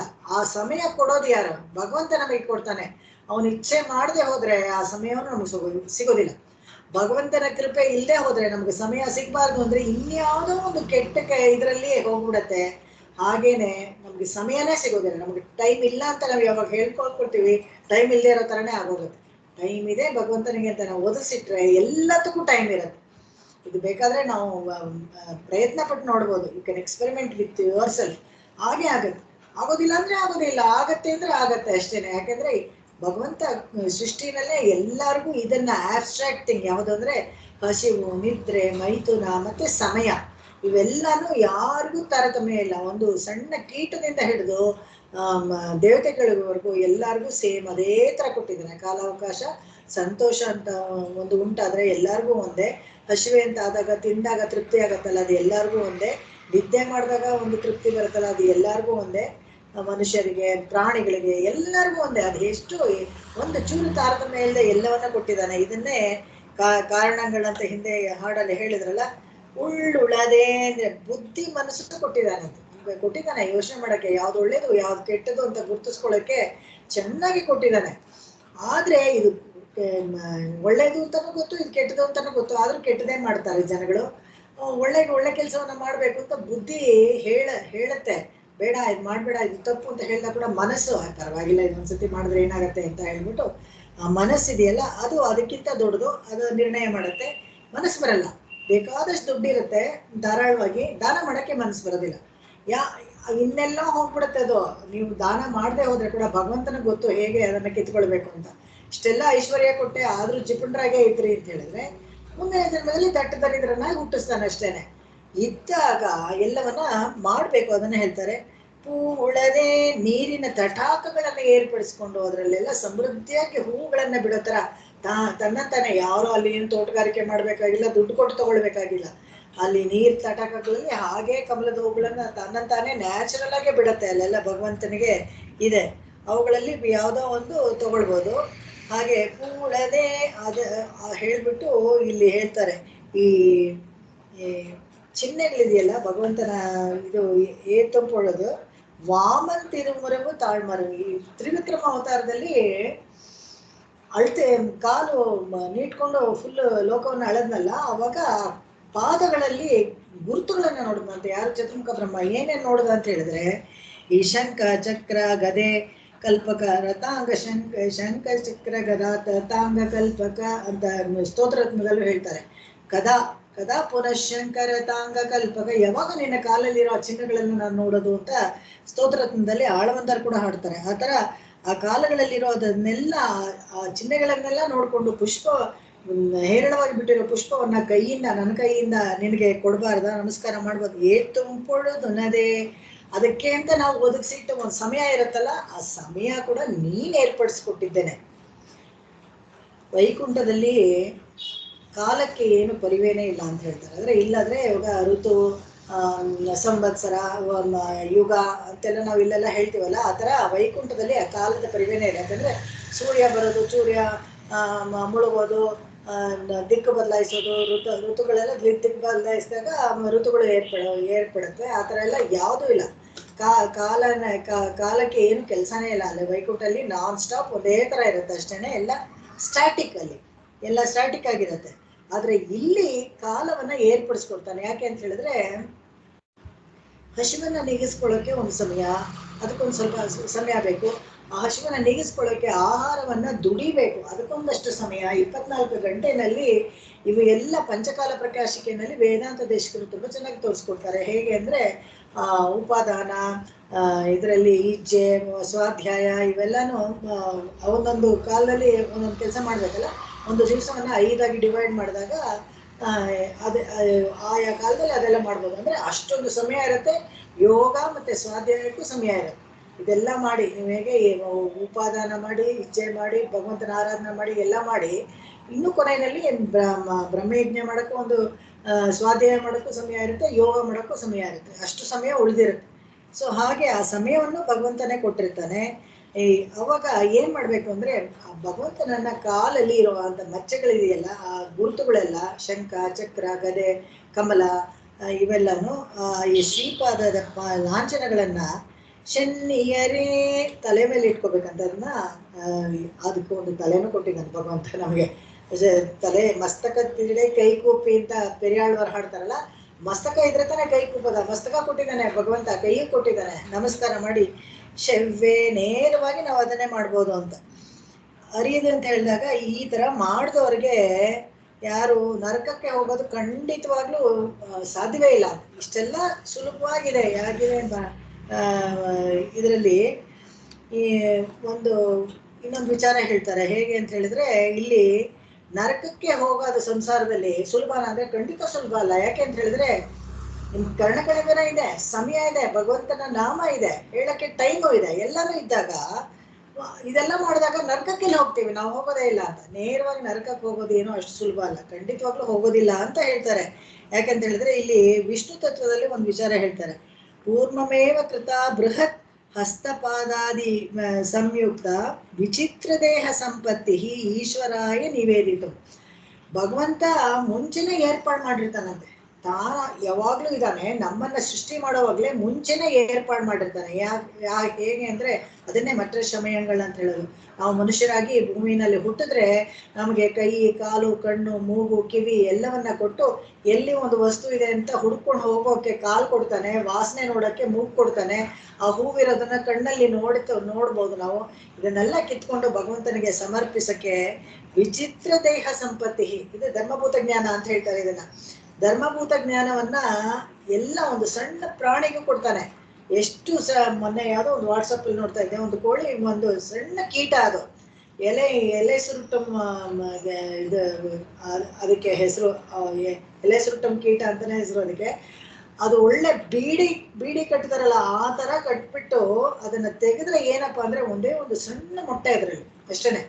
ಒಂದು ಮೊಟ್ಟೆ ಇಟ್ಬಿಟ್ಟು ಅದನ್ನ ಹೇಗೆ ಕಾಪಾಡುತ್ತೆ ಅಂದ್ರೆ, ಅದರಲ್ಲಿ ಅದು ನಿಜವಾಗ್ಲೂ ಅದು ಎಕ್ಸ್ಪ್ಲೇನ್ ಮಾಡಿದ್ರೆ ನೋಡಿದ್ರೆ ಏನು ಆಶ್ಚರ್ಯ ಆಗುತ್ತೆ ಅಂತ ಹೇಳಿದ್ರೆ, ಆ ಒಂದು ಮೊಟ್ಟೆನ ಆ ಹೆಣ್ಣು ಕೀಟ ಬಂದು ಅಲ್ಲಿಡುತ್ತೆ. ಅದನ್ನ ಆ ಸುರುಳಿ ಸುತ್ತೋದು ಗಂಡು ಕೀಟ ಮಾಡುತ್ತೆ. ನೋಡಿ, ಅದು ಏನ್ ಮಾಡ್ಬೇಕು, ಆಕೆ ಇಟ್ಬಿಟ್ಟು ಹೋದ್ರೆ ನೀನ್ ಮಾಡು ಅಂತ. ಇದಕ್ಕೆಲ್ಲ ಯಾರು ಹೇಳ್ಕೊಡ್ತಾರೆ? ಈ ಕೆಲಸ ನೀನ್ ಮಾಡು, ಆ ಕೆಲಸ ನಾನ್ ಮಾಡು ಅಂತ. ಇದೇನೆ ಬೇಸಿಕಲಿ ಪ್ರೀ ಲೋಡೆಡ್. ಭಗವಂತ ಪ್ರತಿಯೊಂದು ಕೀಟಗಳಿಗೂ ಅಷ್ಟೇನೆ, ಪ್ರಾಣಿಗಳಿಗೂ ಅಷ್ಟೇನೆ, ಎಲ್ಲಕ್ಕೂ ಲೋಡ್ ಮಾಡಿ ಕಳಿಸ್ತಾನೆ. ಇದು ಧರ್ಮಭೂತ ಜ್ಞಾನ. ಆಗ ಹುಟ್ಟಿದ ಶಿಶುಗೆ ಬಾಯ್ ಮೂಮೆಂಟ್ಸ್ ನೋಡಿ, ಹಾಲು ಕುಡಿತಾ ಇರೋ ಥರನೇ. ಅದು ಹೊಟ್ಟೆಯಲ್ಲಿ ಕರುವಲ್ಲಿದ್ದಾಗ ಏನು ಹಾಲು ಕುಡಿತಾ ಇತ್ತ ಅಂದ್ರೆ ಇಲ್ಲ, ಅದು ಹೊರಗಡೆ ಬಂದಾಗ ತಕ್ಷಣ ಅದಕ್ಕೆ ಆ ಆಕ್ಷನ್ ಬರುತ್ತೆ. ಹೇಗೆ ಅಂದ್ರೆ ಭಗವಂತ ಇದೆಲ್ಲ ಏರ್ಪಡಿಸ್ಕೊಡೋದು. ಮೊಟ್ಟೆಗಳನ್ನ ರಾಶಿಯಾಗಿ ದಡದಲ್ಲಿ ಹೋಗಿ ಆಮೆಗಳು ಇಟ್ಬಿಟ್ಟು ಮರಳು ಮುಚ್ಚಿ ಬಂದ್ಬಿಡುತ್ತೆ. ಆದ್ರೆ ಅದು ಹೊರಟೋಗ್ಬಿಡುತ್ತೆ ಮತ್ತೆ ವಾಪಸ್ಸು ಸಮುದ್ರಕ್ಕೋ ಅದಕ್ಕೆ ಹೊರಟೋಗ್ಬಿಟ್ಟು ಅಲ್ಲಿಂದ ಧ್ಯಾನ ಟೆಲಿಪತಿನಲ್ಲಿ ಆ ಮೊಟ್ಟೆಗಳನ್ನೆಲ್ಲ ಹ್ಯಾಚ್ ಮಾಡತ್ವೆ. ಹ್ಯಾಚ್ ಮಾಡಿದ ಕೂಡ್ಲೇನೆ ಸಾವಿರ ಆಮೆಗಳು ಎಲ್ಲ ಏಡಿಗಳು ಎಲ್ಲ ಬರುತ್ತೆ. ಆ ಆಮೆಗಳೆಲ್ಲ ಮೊಟ್ಟೆಯಿಂದ ಹೊರಗಡೆ ಬಂದಾಗ ಎಲ್ಲೋ ಊರ್ ಕಡೆ ಹೋಗ್ಬಿಡಲ್ಲ, ಎಲ್ಲ ಸಮುದ್ರದ ಕಡೆಗೇ ಬರುತ್ತೆ. ಹೇಗ್ ಬರುತ್ತೆ ಅಂತ ಹೇಳಿದ್ರೆ ಇದಕ್ಕೆ ಧರ್ಮಭೂತ ಜ್ಞಾನ ಅಂತ ಹೇಳೋದು. ಇದನ್ನ ಭಗವಂತ ಎಲ್ಲರಿಗೂ ಕೊಡ್ತಾನೆ. ಅವನು ಬುದ್ಧಿ ಇದೆಯಲ್ಲ, ಅದರ ಹೇಳ್ತಾನೆ. ಆ ಥರ ಕೊಟ್ಮೇಲೆ ಯಾರಾದ್ರೂ ನರಕಕ್ಕೆ ಹೋಗ್ತಾರ? ಖಂಡಿತವಾಗ್ಲೂ ಹೋಗ್ಬಾರ್ದು. ಯಾಕಂದ್ರೆ ಅಷ್ಟೊಂದು ಅವಕಾಶ ಕೊಟ್ಟು ನಮಗೆ ಬುದ್ಧಿ ಕೊಟ್ಟು ಎಲ್ಲ ಮಾಡಿ ನಾವು ಅವಾಗ್ಲೂ ನರಕಕ್ಕೆ ಹೋಗ್ತೀವಿ ಅಂತ ಹೇಳಿದ್ರೆ ಅವಾಗ ಎಂದ್ರೆ ಸರಿ ಹೋಗಪ್ಪ, ನೀನ್ ಹಣೆ ಬರ ಇದ್ದಂಗೆ ಆಗ್ಲಿ ಅಂತ ಬಿಟ್ಬಿಡ್ತಾರೆ ಅಷ್ಟೇ. ಅದಕ್ಕೆ ಇಲ್ಲಿ ಹೇಳ್ತಾರೆ, ಇಲ್ಲಿ ನರಕಂ ಶೇರ್ವದರಿದ ಇಂಪಾಸಿಬಲ್. ಇಷ್ಟೆಲ್ಲ ಫೆಸಿಲಿಟಿ ಇರೋವಾಗ ಖಂಡಿತವಾಗ್ಲೂ ಯಾರಾದ್ರೂ ನರಕಕ್ಕೆ ಹೋಗ್ತಾರ? ಇಲ್ಲ ಅಂತ ಹೇಳ್ತಾರೆ ಅವರು.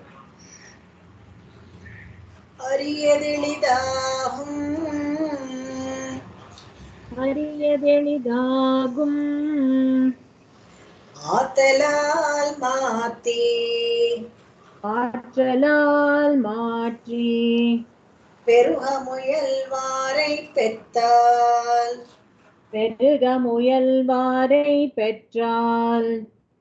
கரியதோர் வெண்கோட்டு மால்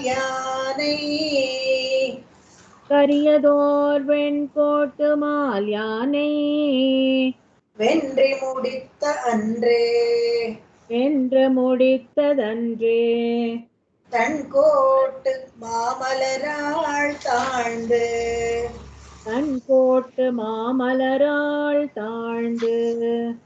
அரியதெளிதாகும் ஆத்தலால் மாத்தி பெருக முயல்வாரை பெற்றார் கரியதோர் வெண்கோட்டு மால் யானை வென்றி முடித்து அன்றே தன் கோட்டு மாமலராள் தாழ்ந்து. அரியதெளிதாகும் ஆற்றலால் மாற்றி பெருக முயல்வாரை பெற்றால் கரியதோர் வெண்கோட்டு மால் யானை வென்றி முடித்ததன்றே தன் கோட்டு மாமலராள் தாழ்ந்து. ಅರಿಯದೆಳಿದಾಹುಂ ಅಂತ ಹೇಳಿದ್ರೆ, ಅರಿಯದಂದ್ರೆ ಕಷ್ಟ ಸಾಧ್ಯವಾದ ಮೋಕ್ಷ ಸಾಮ್ರಾಜ್ಯ ಅಂತ ಇಟ್ಕೊಳ್ಳಿ. ಕಷ್ಟ ಸಾಮ್ರಾಜ್ಯವಾದ ಯಾವುದೋ ಒಂದು ವಸ್ತುವನ್ನ ಪಡ್ಕೊಳ್ಳೋಕೆ ತುಂಬಾನೇ ಕಷ್ಟ ಆಗುವಂತ ಒಂದು ವಸ್ತುವನ್ನು ಎಳಿದಾಹುಂ ಸುಲಭವಾಗಿ ಪಡ್ಕೊಂಡ್ಬಿಡ್ಬೋದಂತೆ. ಆಳ್ವಾರ್ ಹೇಳ್ತಾರೆ. ಹೇಗೆ ಅಂದ್ರೆ ಆತಲಾಲ್ ಮಾತಿ ಮುಯಲ್ವಾರೆ ಪೆತ್ತಾಲ್, ಇದಕ್ಕೆ ತುಂಬಾ ಚೆನ್ನಾಗಿ ಅರ್ಥ ಕೊಡ್ತಾರೆ. ಇದು ಹೇಗೆ ಅಂದ್ರೆ, ಈ ಭಾಷಾದ ಮುಖ್ಯ ವಸ್ತುನೇ ಈ ಸೆಂಟೆನ್ಸ್ ಅಂತ ಇಟ್ಕೊಳ್ಳಿ. ಹೇಗೆ ಅಂದ್ರೆ ಎರಡು ತರ ಅರ್ಥ ಮಾಡ್ತಾರೆ ಇದನ್ನ. ಒಂದು ಪಕ್ಷ ಅಂತ ಇಟ್ಕೊಳ್ಳಿ. ಕೆಲವು ಜನರು ಏನ್ ಮಾಡ್ತಾರೆ ಅಂತ ಹೇಳಿದ್ರೆ, ನಮ್ ಕೈಲಿ ಏನು ಮಾಡ್ಕೊಳಕ್ಕಾಗಲ್ಲಪ್ಪ, ಅದ್ ಭಗವಂತ ಏನ್ ಬೇಕೋ ಅದ್ ಮಾಡ್ಕೊಳ್ಳಿ, ಅವನೇ ನಮ್ಮನ್ನ ಕರ್ಕೊಂಡು ಹೋಗ್ಲಿ ಅಂತ ಎಲ್ಲ ಭಗವಂತನಿಗೆ ಶರಣಾಗತಿ ಮಾಡ್ಕೊಂಡ್ಬಿಟ್ಟು ತಮ್ಮ ಪ್ರಯತ್ನವನ್ನ ಏನು ಮಾಡೋದಿಲ್ಲ. ಅವಾಗ ಭಗವಂತ ಚೇತನನ ಮೇಲೆ ಕರುಣೆಯಿಂದ ತಾನೇ ಎಲ್ಲ ಕೆಲಸವನ್ನು ಮಾಡ್ಕೊಳ್ತಾನಂತೆ. ಅವನಿಗೆ ಒಂದು ಒಳ್ಳೆ ಮನ್ಸು ಕೊಟ್ಟು, ಅವನಿಗೊಂದು ಆಚಾರ್ಯರನ್ನ ಏರ್ಪಡಿಸ್ಕೊಟ್ಟು, ಅವನು ಪ್ರಪತ್ತಿ ಮಾಡೋ ತರ ಮಾಡಿ ತನ್ನ ಹತ್ರ ಹೇಳ್ಕೊಳ್ತಾನಂತೆ. ಇವ್ರು ಏನೂ ಪ್ರಪತ್ತಿ ಮಾಡೋದಿಲ್ಲ, ಏನೂ ಪ್ರಯತ್ನ ಪಡಲ್ಲ, ತಾನೇ ಎಲ್ಲ ಕಷ್ಟವನ್ನ ಪಡ್ತಾನಂತೆ. ಅವಾಗ ಏನಾಗತ್ತೆ, ಅದು ಪ್ರಪತ್ತಿ ಮಾರ್ಗ ಅಂತ ಅನ್ನಿಸ್ಕೊಳ್ಳುತ್ತೆ. ಯಾಕಂದ್ರೆ ಆ ಚೇತನ ಏನು ತನ್ನ ಸ್ವಪ್ರಯತ್ನದಿಂದ ಏನು ಮಾಡದೆ ಎಲ್ಲ ಭಗವಂತನೇ ಮಾಡಿ ನೋಡ್ತಾ ಇರ್ತಾನೆ. ಇದು ಒಳ್ಳೆ ಸಾತ್ವಿಕವಾದ ಇದು ಚೇತನ, ಇದು ಯಾಕೆ ಇನ್ನು ನಾನು ಶರಣಾಗತಿ ಮಾಡ್ಕೊಳ್ತಾ ಇಲ್ಲ ಅಂತ ಹೇಳಿ ತಾನೇ ಒಂದು ಏರ್ಪಾಡು ಮಾಡ್ಕೊಳ್ತಾನಂತೆ. ಎಲ್ಲೋ ಹೋಗಿ ಒಂದು ಗುರುವಿನ ಸಂಶ್ಲೇಷ ಮಾಡಿ ಅದಕ್ಕೆ ಭಕ್ತಿ ಉಂಟಾಗೋ ತರ ಮಾಡಿ ರುಚಿ ಏರ್ಪಡಿಸಿ ಎಲ್ಲ ಮಾಡಿ ಅದು ಪ್ರಪತ್ತಿ ಮಾಡ್ಕೊಳ್ಳೋ ತರ ಶರಣಾಗತಿ ಮಾಡ್ಕೊಳ್ಳೋ ತರ ಮಾಡ್ಕೊಂಡು ತಾನೇ ತಗೊಳ್ತಾನಂತೆ. ಅದನ್ನ ಏರ್ಪ್ ಮಾಡ್ಕೊಳ್ಳೋದು, ಇದು ಪ್ರಪತ್ತಿ ವಿಷಯ. ಇನ್ನು ಕೆಲವರು ಕೆಲವರು ಹೇಗೆ ಅಂತ ಹೇಳಿದ್ರೆ, ಇದ್ರ ಹೊರತು ಏನೇ ಇದ್ರು ನಮ್ಗೆ ಇದರಲ್ಲಿ ಬರುವಂಥದ್ದು ಲಾಭನೇ ಸುಖ ಎರಡೂ ನಮ್ದೇ ತಾನೆ. ಇವಾಗ ಮೋಕ್ಷಕ್ಕೆ ಹೋದ್ರೆ ಒಂದು ಒಳಿತಾಗತ್ತೆ ಅಂತ ಹೇಳಿದ್ರೆ ಅದರ ಲಾಭನೋ ಸುಖನೋ ಎಲ್ಲ ನಮಗ್ ಸೇರಿತ್ತಾನೆ, ನಾವು ತಾನೇ ಕಷ್ಟ ಪಡ್ಬೇಕು. ಭಗವಂತನ್ಗೆ ಯಾಕೆ ನಾವು ತೊಂದರೆ ಕೊಡ್ಬೇಕು ಅನ್ನೋದು ಒಂದು ಕೆಲವ್ರ ಪಕ್ಷ ಅಂತ. ಆತರ ಮಾಡಿದಾಗ ಅದು ಭಕ್ತಿ ಪರವಾಗಿ ಮುಯಲ್ವಾರ ಅಂದ್ರೆ ಪ್ರಯತ್ನ ಪಡೋರು, ಮುಯಲ್ವಾರ ಅಂದ್ರೆ ಅವಾಗ ಭಕ್ತಿ ಪರವಾಗಿ ಬರುತ್ತೆ. ಅವ್ರು ಮಾಡ್ತಾರೆ, ಆದ್ರೆ ಅವರು ತಮ್ಮ ಪ್ರಯತ್ನವನ್ನ ಪಟ್ಟು ಸ್ವಪ್ರಯತ್ನದಿಂದ ಭಕ್ತಿ ಮಾರ್ಗವನ್ನು ಅನುಸರಿಸ್ತಾರೆ. ಭಕ್ತಿ ಮತ್ತೆ ಪ್ರಪತ್ತಿ ಇದೆರಡು. ಪ್ರಪತ್ತಿ ಮಾಡೋರ್ಗೂ ಭಕ್ತಿ ಇರ್ಬೇಕು, ಭಕ್ತಿ ಮಾಡೋರ್ಗೂ ಪ್ರಪತ್ತಿ ಮಾಡ್ಕೊಂಡೇ ಮಾಡ್ತಾರೆ. ಭಕ್ತಿ ಯೋಗ ಮಾಡೋರು ಕೂಡ ನನ್ನ ಭಕ್ತಿ ಯೋಗ ಕೆಟ್ಟೋಗ್ದೇ ಇರ್ಲಿ ಅಂತ ಪ್ರಪತ್ತಿ ಮಾಡ್ಕೊಂಡು ಶುರು ಮಾಡ್ತಾರೆ. ಅದೇ ತರ ಪ್ರಪತ್ತಿ ಮಾಡೋರ್ಗೂ ಭಕ್ತಿ ಇರ್ಬೇಕು. ಸುಮ್ಮನೆ ಏನೋ ಪ್ರಪತ್ತಿ ಮಾಡೋರ್ಗೆ ಭಕ್ತಿ ಇರ್ಬೇಕು ಅಂತ ಹೇಳಿದ್ರೆ ಅಲ್ಲಿ ಮಹಾವಿಶ್ವಾಸ ಅಂತ ಒಂದು ಬರುತ್ತಲ್ಲ, ಭಕ್ತಿ ಇಲ್ಲಿ ಹೋದ್ರೆ ಮಹಾವಿಶ್ವಾಸ ಬರುವುದಿಲ್ಲ. ಅದಕ್ಕೋಸ್ಕರ ಅದನ್ನ ಹೇಳ್ತಾರೆ. ಎಷ್ಟು ಚೆನ್ನಾಗಿ ಹೇಳ್ತಾರೆ ಇಲ್ಲಿ. ಹಾಗೆ ಭಗವತ್ ಕೃಪೆಯಿಂದ ಭಗವದ್ ಲಾಭ ಮತ್ತೆ ಭಗವದ್ ಭಜನ ಇದು ಎರಡೂ ಸಿಗತ್ತೆ ಅಂತ. ಈ ಡ್ಯೂಯಲ್ ಬೆನಿಫಿಟ್ ಅಂತಾರಲ್ಲ ಆ ತರ ಭಗವಂತನ ಕೃಪೆಯಿಂದ ಭಗವಂತನೂ ಸಿಗ್ತಾನೆ, ಭಗವಂತನ ಭಜಿಸೋ ಒಂದು ನಮಗೆ ಇದು ಅವಕಾಶವೂ ಸಿಗತ್ತೆ ಅಂತ ಅರ್ಥ ಇದೆ. ಈ ನಮ್ಮ ಸಾಧನೆಗಿಂತ ಭಗವಂತನ ಪ್ರಯತ್ನನೇ ಫಲಕಾರಿ ಅಂತ ತೋರಿಸುತ್ತೆ. ಎಲ್ಲಿ ಅಂತ ಹೇಳಿದ್ರೆ ಇದನ್ನೇ ಇಲ್ಲಿ ಹೇಳೋದು.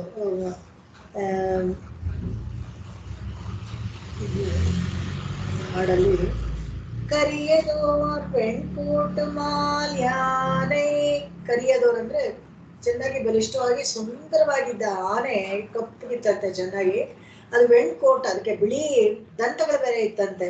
ಮಾಲ್ಯಾನೆ ಇಲ್ಲಿ ಹೇಳ್ಬೇಕಾದ್ರೆ ಆಳ್ವಾರ್ ತುಂಬಾ ಚೆನ್ನಾಗಿ ಹೇಳ್ತಾರೆ. ಏನಪ್ಪಾ ಅಂತ ಹೇಳಿದ್ರೆ ಅದೇನು ಅದನ್ನ ಆನೆ ಅಂತ ಹೇಳಿದ್ರೆ ಆಗಿತ್ತು, ಅದೇನು ಅಷ್ಟೊಂದು ವರ್ಣಿಸ್ಬೇಕಂತ ಹೇಳಿದ್ರೆ ಭಗವಂತ ತಾಯಿ ತರ ಅಂತೆ. ಹೇಗೆ ಅಂದ್ರೆ ಒಂದು ತಾಯಿಗೆ ತನ್ನ ಮಗು ಏನಾದ್ರು ಕೊಚ್ಚಲೋ ಅಥವಾ ಬಿದ್ದೋಗಿದೆ ಅಂತ ಇಟ್ಕೊಳ್ಳಿ, ಅಥವಾ ಎಲ್ಲೋ ಕಳೆದೋಗ್ಬಿಟ್ಟಿರುತ್ತೆ ಅಂತ ಹೇಳಿದಾಗ ಗುರ್ತು ಹೇಳ್ಬೇಕು, ಅದನ್ನ ಹುಡುಕ್ಬೇಕಾದ್ರೆ ಮನ್ಸಲ್ಲಿ ತುಂಬಾ ಸಂಕಟ ಇರುತ್ತೆ. ಅಯ್ಯೋ ಆ ಮಗು ಎಷ್ಟು ಚೆನ್ನಾಗಿತ್ತು ಕಳೆದಾಕೊಂಡ್ಬಿಟ್ನಲ್ಲ. ಏನು ಬೇಡ, ಒಂದ್ ಸಣ್ಣ ಪದಾರ್ಥ, ಒಂದ್ ಚಿಕ್ಕ ವಯಸ್ಸಲ್ಲೆಲ್ಲ ನಾವು ಪೆನ್ನುಗಳು ಯಾವ್ದಾನ ಚೆನ್ನಾಗಿ ಬರಿತಾ ಇದ್ರೆ ಅಯ್ಯೋ ಹತ್ತೇ ಬಿಡ್ತಾ ಇದ್ವಿ. ಅಯ್ಯೋ ಎಷ್ಟು ಚೆನ್ನಾಗಿ ಬರಿತಾ ಇತ್ತು ಆ ಪೆನ್, ಎಲ್ಲೋ ಆಯ್ತೋ ಎಲ್ಲೋ ಸಿಗೋವರೆಗೂ ಸಿಕ್ಬಿಟ್ರೆ ಪರಮಾನಂದ ಬ್ರಹ್ಮಾನಂದ ತರ ಅಷ್ಟೈಶ್ವರ್ಯ ಸಿಕ್ಕಿದ್ರೆ ಸಂತೋಷ. ಯಾಕಂದ್ರೆ ಅದ್ರ ಮೇಲೆ ನಮ್ಗೆ ಮೋಹ ಎಷ್ಟಿರುತ್ತೆ ಅದ್ರ ಪ್ರಕಾರ ಹೋಗುತ್ತೆ. ಅದೇ ತರ ಇಲ್ಲೂ ಅಷ್ಟೇನೆ. ಕರಿಯದೋರ್ ವೆಣ್ಕೋಟ್ ಅಂದ್ರೆ ತನ್ನ ಆಶ್ರಿತರನ್ನ ಚೇತನರನ್ನ ಎಷ್ಟು ಪ್ರೀತಿ ಮಾಡ್ತಾನೆ ಭಗವಂತ ಅಂತ ಹೇಳಿದ್ರೆ ಆಳ್ವಾರ್ ಬಾಯಲ್ಲೇ ಹೇಳಿಸ್ತಾನೆ. ಎಷ್ಟು ಚೆನ್ನಾಗಿತ್ತು ಆನೆ ನೋಡಿ, ಪಾಪ ನ್ಯಾಯವಾಗಿ ಮೊಸಳೆ ಕಡ್ಚಿ ಬಿಡ್ತಲ್ಲ, ಅದಕ್ಕೆ ಎಷ್ಟು ನೋವಾಗ್ತಾ ಇದೆಯೋ ಅಂತ. ತಾಯಿಂದ್ರು ಅಮ್ಮ ತರ, ಅಮ್ಮ ಅಂತ ಹೇಳ್ತಾರೆ. ದೇವರುಗಳನ್ನೆಲ್ಲ ಹೇಳ್ಬೇಕಾದ್ರೆ ಭಗವಂತನನ್ನ ಅಮ್ಮನಿಗೆ ಹೋಲಿಸ್ತಾರೆ. ಹೇಗೆ ಅಂದ್ರೆ ಆ ಮಗು ಎಷ್ಟು ಚೆನ್ನಾಗಿತ್ತು, ಎಷ್ಟು ಚೆನ್ನಾಗಿ ಮಾತಾಡೋದು ಗೊತ್ತಾ, ಅಯ್ಯೋ ಎಲ್ಲೊಟ್ಟೋಯ್ತೋ ಏನಾಯ್ತೋ ಗೊತ್ತಿಲ್ಲ ಅಂತ. ಕೊಚ್ಚೆಲ್ ಬಿದ್ಬಿಡಿತು ಅಂದ್ರೆ ಅಯ್ಯೋ ಬದುಕೊಳ್ತೋ ನೀರಲ್ಲಿ ಎತ್ಬೇಕಾದ್ರೆ ಅಯ್ಯೋ ಎಷ್ಟು ಚೆನ್ನಾಗಿತ್ತು. ನಾನಂತೂ ಬೆಳಗಾಗಿತ್ತು ಅಮ್ಮ ಅಮ್ಮ ಅಂತ ಕೂಗ್ತಾ ಇತ್ತು, ನಾನು ಇಲ್ಲದೇ ಇದ್ರೆ ಅದೇನು ಊಟನೇ ಮಾಡ್ತಾ ಇರ್ಲಿಲ್ಲ ಅಂತ ಹತ್ಕೊಂಡು ಗುರ್ತು ಹೇಳ್ತಾಳೆ, ಮಗುದು ಗುರ್ತು ಹೇಳ್ತಾಳೆ. ಅದೇ ತರ ಇಲ್ಲಿ ಆಳ್ವಾರು ಕರಿಯದೋರ್ ವೆಣ್ಕೋಟ್ ಅಂತ ಹೇಳ್ಬೇಕಾದ್ರೆ ಆ ಗುರ್ತು ಯಾಕೆ ಹೇಳ್ತಾರೆ ಅಂದ್ರೆ ಭಗವಂತ ತಾಯಿ ತರ, ಈ ಆನೆ ಮಗು ತರ. ಅದಕ್ಕೆ ಅಷ್ಟು ಚೆನ್ನಾಗಿತ್ತು ಆ ಮಗು ಅಂತ ವರ್ಣಿಸೋ ತರ ಇದು ವರ್ಣಿಸಿದ್ದಾರೆ ಅಂತ. ವೆನ್ರಿ ಮುಡಿತ ಅಂದ್ರೆ ತನ್ನ ಶತ್ರುವನ್ನ, ಅದ್ರ ಶತ್ರು ಯಾರು? ಮೊಸಳೆ. ಅದನ್ನ ಯಾರು ಮುಗಿಸ್ತಾನೆ ಅಂದ್ರೆ ಭಗವಂತನೇ ಮಾಡಿಸ್ತಾರೆ. ತನ್ ಕೋಟ್ ಮಾಮಲರಾಳ್ ತಾಂಡ್, ತನ್ ಕೋಟ್ ಅಂತ ಹೇಳಿದ್ರೆ ಅಲ್ಲಿ ಅದು ಮಡು ಇರುತ್ತಲ್ಲ, ಆ ತಟಾಕ ಇರುತ್ತಲ್ಲ, ಆ ತಟಾಕದಲ್ಲಿ ಒಂದು ಹೂವನ್ನ ತಗೊಂಡು ತನಗೆ ಭಗವಂತನ ಕೊಡ್ಬೇಕು ಅಂತ ಇಟ್ಕೊಂಡಿರುತ್ತಲ್ಲ, ಅದು ಕೊಡಕ್ಕಾಗದೆ ಇದ್ದಾಗ ಕಾಲು ಮೊಸಳೆ ಹಿಡ್ಕೊಂಡಾಗ ಅದ್ ಹೇಗೆ ನಿವಾರಣೆ ಮಾಡ್ಕೊಳುತ್ತೆ ಅಂತ ಹೇಳಿದಾಗ ಮನಸ್ಸಲ್ಲಿ ಅನ್ಕೊಳುತ್ತಂತೆ, ಅಯ್ಯೋ ಭಗವಂತ ನಿನಗಾಗಿ ಹೂ ತಗೊಂಡ್ಬಂದಲ್ಲ, ಬಾಡೋಕ್ ಮುಂಚೆ ಬಂದು ನೀನ್ ತಗೊಂಡ್ಬಿಡು ಅಂತ. ನನ್ನ ಬಂದು ಕಾಲು ಬಿಡಿಸು ಅಂತ ಕೇಳಿಲ್ವಂತೆ ಗಜೇಂದ್ರ, ಬಾಡೋಕ್ಕೆ ಮುಂಚೆ ಈ ಹೂವನ್ನ ನೀನು ಸಮರ್ಪಿಸ್ಕೊ ಅಂತ ಹೇಳ್ತಂತೆ. ಯಾವುದೂ ಪ್ರಯತ್ನ ಪಡ್ಲಿಲ್ಲ, ಭಗವಂತನೇ ಬಂದು ಇದ್ರ ಕಷ್ಟವನ್ನು ನೀಗಿಸ್ತಾ ಹೂವನ್ನು ತಗೊಂಡು ಹೂ ಕೊಟ್ನ ಅಂತ ಹೇಳಿದ್ರೆ ಖಂಡಿತವಾಗ್ಲೂ ಕೊಟ್ಟ. ಪಾದಗಳಿಗೆ ಇಡ್ತು, ನಮಸ್ಕಾರ ಮಾಡ್ದ, ಸುದರ್ಶನ ಚಕ್ರ ತಾಕಿದ ತಕ್ಷಣ ಅವನಿಗೆ ಮೋಕ್ಷ ಸಾಮ್ರಾಜ್ಯ ಸಿಕ್ತು. ಎಲ್ಲ ನಾವು ನೆನ್ನೆದು ಕೂಡ ನಾವು ನೋಡಿದ್ವಲ್ಲ ಹೇಗೆ ಗಜೇಂದ್ರನಿಗೆ ಮೋಕ್ಷ ಸಿಕ್ತಾ ಅಂದ್ರೆ ಸಾಮ್ಯಪತಿ ಮೋಕ್ಷ. ಗರುಡನ ಮೇಲೆ ಕೂರಿಸ್ಕೊಂಡು ಹಾಗೆ ವೈಕುಂಠಕ್ಕೆ ಕರ್ಕೊಂಡು ಹೋಗ್ತಾನೆ. ಆ ಪದ್ಯವನ್ನು ಮಂಜುಳಾ ಮೂರ್ತಿ ಪಾಪ ಅವರು ಶೇರ್ ಮಾಡಿದ್ರು, ತುಂಬಾ ಚೆನ್ನಾಗಿತ್ತು. ಅವರು ಸ್ವಾಮಿಗಳು ಬರೆದಿದ್ದ ಹಾಡು, ದೊಡ್ಡ ಹಾಡು, 45 ಏನೋ ಇತ್ತು ಅದರಲ್ಲಿ, ಎಲ್ಲ ನಾರಾಯಣ ಕೃಷ್ಣ ನಾರಾಯಣ ಕೃಷ್ಣ ಅಂತ. ಆತರ ಅದರಲ್ಲಿ ಆ ಮೋಕ್ಷ ಸಾಮ್ರಾಜ್ಯಕ್ಕೆ ಭಗವಂತ ಕೊನೆಯಲ್ಲಿ ಎಷ್ಟು ಚೆನ್ನಾಗಿ ತೋರಿಸ್ತಾರೆ ಅಂದ್ರೆ ವೈಕುಂಠ ಬೇರೆ, ಬೇರೆ ಲೋಕಗಳು ಬೇರೆ ಅಂತ. ಇವರೆಲ್ಲರನ್ನ ಗಜೇಂದ್ರ ಮೋಕ್ಷದ ಸನ್ನಿವೇಶದಲ್ಲಿ ಎಲ್ಲ ಏನಾಗತ್ತೆ ಅಂತ ಆನೆನ ನೋಡ್ಕೊಂಡು ಎಲ್ಲ ಬಾಲ್ಕನಿ ಬಂಧುಗಳು ಕಾಯ್ತಾ ಇದ್ರಂತೆ. ಏನಾಗತ್ತೆ, ಒಂದು ಆನೆನ ಬಿಡಿಸಕ್ಕೆ ಯಾರಿಗೂ ಆಗ್ತಾ ಇರ್ಲಿಲ್ವಾ? 33 ಕೋಟಿ ದೇವತೆಗಳಿಗೆ ಯಾರಾದ್ರೂ ಬಂದು ಒಂದು ವಜ್ರಾಯುಧದಲ್ಲಿ ಹಾಕಿದ್ರೆ ಕೂಡ ಆ ಮೊಸಳೆ ಸಾಯ್ತಾ ಇತ್ತು. ಆದ್ರೆ ಆದಿಮೂಲ ಅಂತ ಹೇಳ್ತು, ನಾನಲ್ಲ ಆದಿಮೂಲ, ಅದು ಇಲ್ಲದೆ ನಾನು ಆದಿಮೂಲ ನೋಡ್ಬೇಕು ಅದಕ್ಕೆ ಕಾಯ್ತಾ ಇದ್ದೀನಿ ಅಂತ ಇಂದ್ರನು ಅಲ್ಲೇ ಕಾಯ್ತಾ ಇದ್ನಂತೆ. ಕಂಕ್ಳಲ್ಲಿ ವಜ್ರಾಯುಧವನ್ನು ಸಿಕ್ಕಿಸ್ಕೊಂಡು ಬಗ್ಗೆ ನೋಡ್ತಾ ಇದ್ನಂತೆ. ಓಡಿ ಓಡಿ ಬಂದಂತೆ. ಹೇಗೆ ಅದು ತುಂಬಾ ಚೆನ್ನಾಗಿ ಕೊಟ್ಟಿದ್ದಾರೆ ಆ ಪದ್ಯದಲ್ಲಿ, ತುಂಬಾ ಚೆನ್ನಾಗಿದೆ. ಓಡಿ ಓಡಿ ಹೆಂಗೆ ಪಾರ್ವತಿ ಮೇಲೆ ಪಾರ್ವತಿನ ವೃಷಭದ ಮೇಲೆ ಕೂರಿಸ್ಕೊಂಡು ಓಡ್ ಬಂದಂತೆ. ಹೇಗೆ ಅಂದ್ರೆ ಅವ್ನ ಜೊತೆ ಎಲ್ಲ ಹಾಗೆ ಹಿಂಗೆ ಗಾಳಿನಲ್ಲಿ ಹಾರ್ತಾ ಇತ್ತು. ಗಂಗೆ ತುಳುಕ್ತಾ ಇದ್ಲಂತೆ, ತಲೆಯಿಂದ ತುಳುಕಿ ನೀರು ಬೀಳ್ತಾ ಇತ್ತಂತೆ. ನೋಡೋಣ ಏನಾಯ್ತು ಏನಾಯ್ತು ಅಂತ. ಯಾರಾದ್ರೂ ಕಾಪಾಡ್ಬೋದಾಗಿತ್ತಲ್ಲ, ಯಾರು ಕಾಪಾಡ್ಲಿಲ್ಲ. ಶರಣಾಗತಿ ಮಾಡ್ಕೊಡ್ತು, ಭಗವಂತ ಕಾಪಾಡಿದ್ಮೇಲೆ ಏನ್ ಮಾಡ್ದ ಅಂದ್ರೆ ತನ್ನ ಗರುಡನ ಮೇಲೆ ಕೂರಿಸ್ಕೊಂಡು ವೈಕುಂಠಕ್ಕೆ ಕರ್ಕೊಂಡು ಹೋದ. ಶಿವ ಪಾರ್ವತಿ ಅವರು ಕೈಲಾಸಕ್ಕೆ ಹೋದ್ರು. ಅಮರಾವತಿಗೆ ಇಂದ್ರಲೋಕಕ್ಕೆ ಇಂದ್ರ ಅಮರಾವತಿಗೆ ಹೋದ. ಹೀಗೆ ಬ್ರಹ್ಮ ಸತ್ಯಲೋಕಕ್ಕೆ ಹೋದ ಅಂತ ಅವ್ರವ್ರ ವಾಹನದ ಮೇಲೆ ಅವ್ರವ್ರ ಲೋಕಕ್ಕೆ ಹೋದ್ರು ಅಂತ ಚೆನ್ನಾಗಿ ಕೊಟ್ಟಿದೆ. ಮೋಕ್ಷ ಸಿಕ್ಕಿದ್ದಕ್ಕೆ ಮಾತ್ರನೇ ಗಜೇಂದ್ರ ಪರಮಪದಕ್ಕೆ ಗರುಡನ ಮೇಲೆ ಹೋದ ಅಂತ ತುಂಬಾ ಚೆನ್ನಾಗಿ ಕೊಟ್ಟಿದ್ದಾರೆ. ಹೇಗೆ ಅಂದ್ರೆ ಎಷ್ಟೇ ದೊಡ್ಡ ದೇವತೆ ಆಗಿದ್ರೆ ಕೂಡ ಅಲ್ಲಿ ಬನ್ನಿ ನಾವು ಹೋಗೋಣ ಅಂತ ಹೇಳ್ಬಿಟ್ಟು ಜೊತೆಗೆ ವೈಕುಂಠಕ್ಕೆ ಹೋಗ್ಬಿಡಕ್ಕಾಗಲ್ಲ. ಅವ್ರವ್ರ ಲೋಕದವರೆಗೂ ಹೋಗ್ಬೋದು ಅಷ್ಟೇ. ಸತ್ಯಲೋಕ ಪರ್ಯಂತ ಅದು ಪ್ರಕೃತಿ ಮಂಡಲನ್ನೇ. ಪ್ರಕೃತಿ ಮಂಡಲ ದಾಟಿ ಹೋಗ್ಬೇಕಾದ್ರೆ ಭಗವಂತ ಅದು ಪರಮಪದಕ್ಕೆ ಹೋಗ್ಬೇಕು. ಆ ಮೋಕ್ಷದ ಸಾಮ್ರಾಜ್ಯ ಅದು ಚೆನ್ನಾಗಿ ತಿಳಿಸ್ಕೊಡ್ತಾರೆ. ಇದು ಅಲ್ಲಿ ಇದನ್ನ ಹೇಳ್ಬೇಕಾದ್ರೆ ತುಂಬಾ ಚೆನ್ನಾಗಿ ಹೇಳ್ತಾರೆ. ಆತಲ್ ಮುಳಲ್ವಾರ್ ಅಂದ್ರೆ ನಮ್ಮ ಪ್ರಯತ್ನ ನಾವು ಮಾಡ್ಬೇಕು. ನಮ್ಮ ಕೈಲಿ ಆಗಲ್ವಾ, ಭಗವಂತನಿಗೆ ಸಮರ್ಪಿಸ್ಕೊಳ್ಬೇಕು. ನೀನ್ ನನ್ನ ಕೈಯಿಂದ ಇದನ್ನು ನಡೆಸಪ್ಪ ಅಂತ ಹೇಳ್ಬಿಟ್ಟು ಸಮರ್ಪಣೆ ಮಾಡ್ತಾರೆ. ನಿಲ್ಸ್ಕೊಳ್ತೀನಿ. ಭೂತತ್ತಾಳ್ವಾರ್ ತಿರುವಡಿಗಳೇ ಶರಣಂ. ಆಕಾಶಾತ್ ಪತಿತಂತೋಯಂ ಯಥಾ ಗಚ್ಚತಿ ಸಾಗರಂ. ಸರ್ವದೇವ ನಮಸ್ಕಾರಃ ಕೇಶವಂ ಪ್ರತಿ ಗಚ್ಚತಿ. ಕೇಶವಂ ಪ್ರತಿ ಗಚ್ಚತಿ, ಕೇಶವಂ ಪ್ರತಿ ಗಚ್ಚತಿ. ಓಂ ಶಾಂತಿ ಶಾಂತಿ ಶಾಂತಿ. ಕಾಯೇನ ವಾಚಾ ಮನಸೇಂದ್ರಿಯೈರ್ವಾ ಬುದ್ಧ್ಯಾತ್ಮನಾ ವಾ ಪ್ರಕೃತೆ ಸ್ವಭಾವಾತ್ ಕರೋಮಿ ಯದ್ಯತ್ ಸಕಲಂ ಪರಸ್ಮೈ ನಾರಾಯಣಾಯೇತಿ ಸಮರ್ಪಯಾಮಿ. ಎಲ್ಲರಿಗೂ ನಮಸ್ಕಾರ. Thank you Sabita. ಲಾಸ್ಟ್ ಕ್ಲಾಸಲ್ಲಿ ಇದು ಕಂಪ್ಯೂಟರ್ ಅಬ್ರಪ್ಟ್ ಆಗಿ ಎಂಡ್ ಆಗೋಗ್ಬಿಡ್ತು. ಥ್ಯಾಂಕ್ಸ್ ಏನು ಹೇಳಕ್ಕೆ ಆಗ್ಲಿಲ್ಲ. ಆಮೇಲೆ ಅದು ಸ್ಕೈಪ್ ಏನೋ ಪ್ರಾಬ್ಲಮ್ ಇತ್ತು. ತಕ್ಷಣ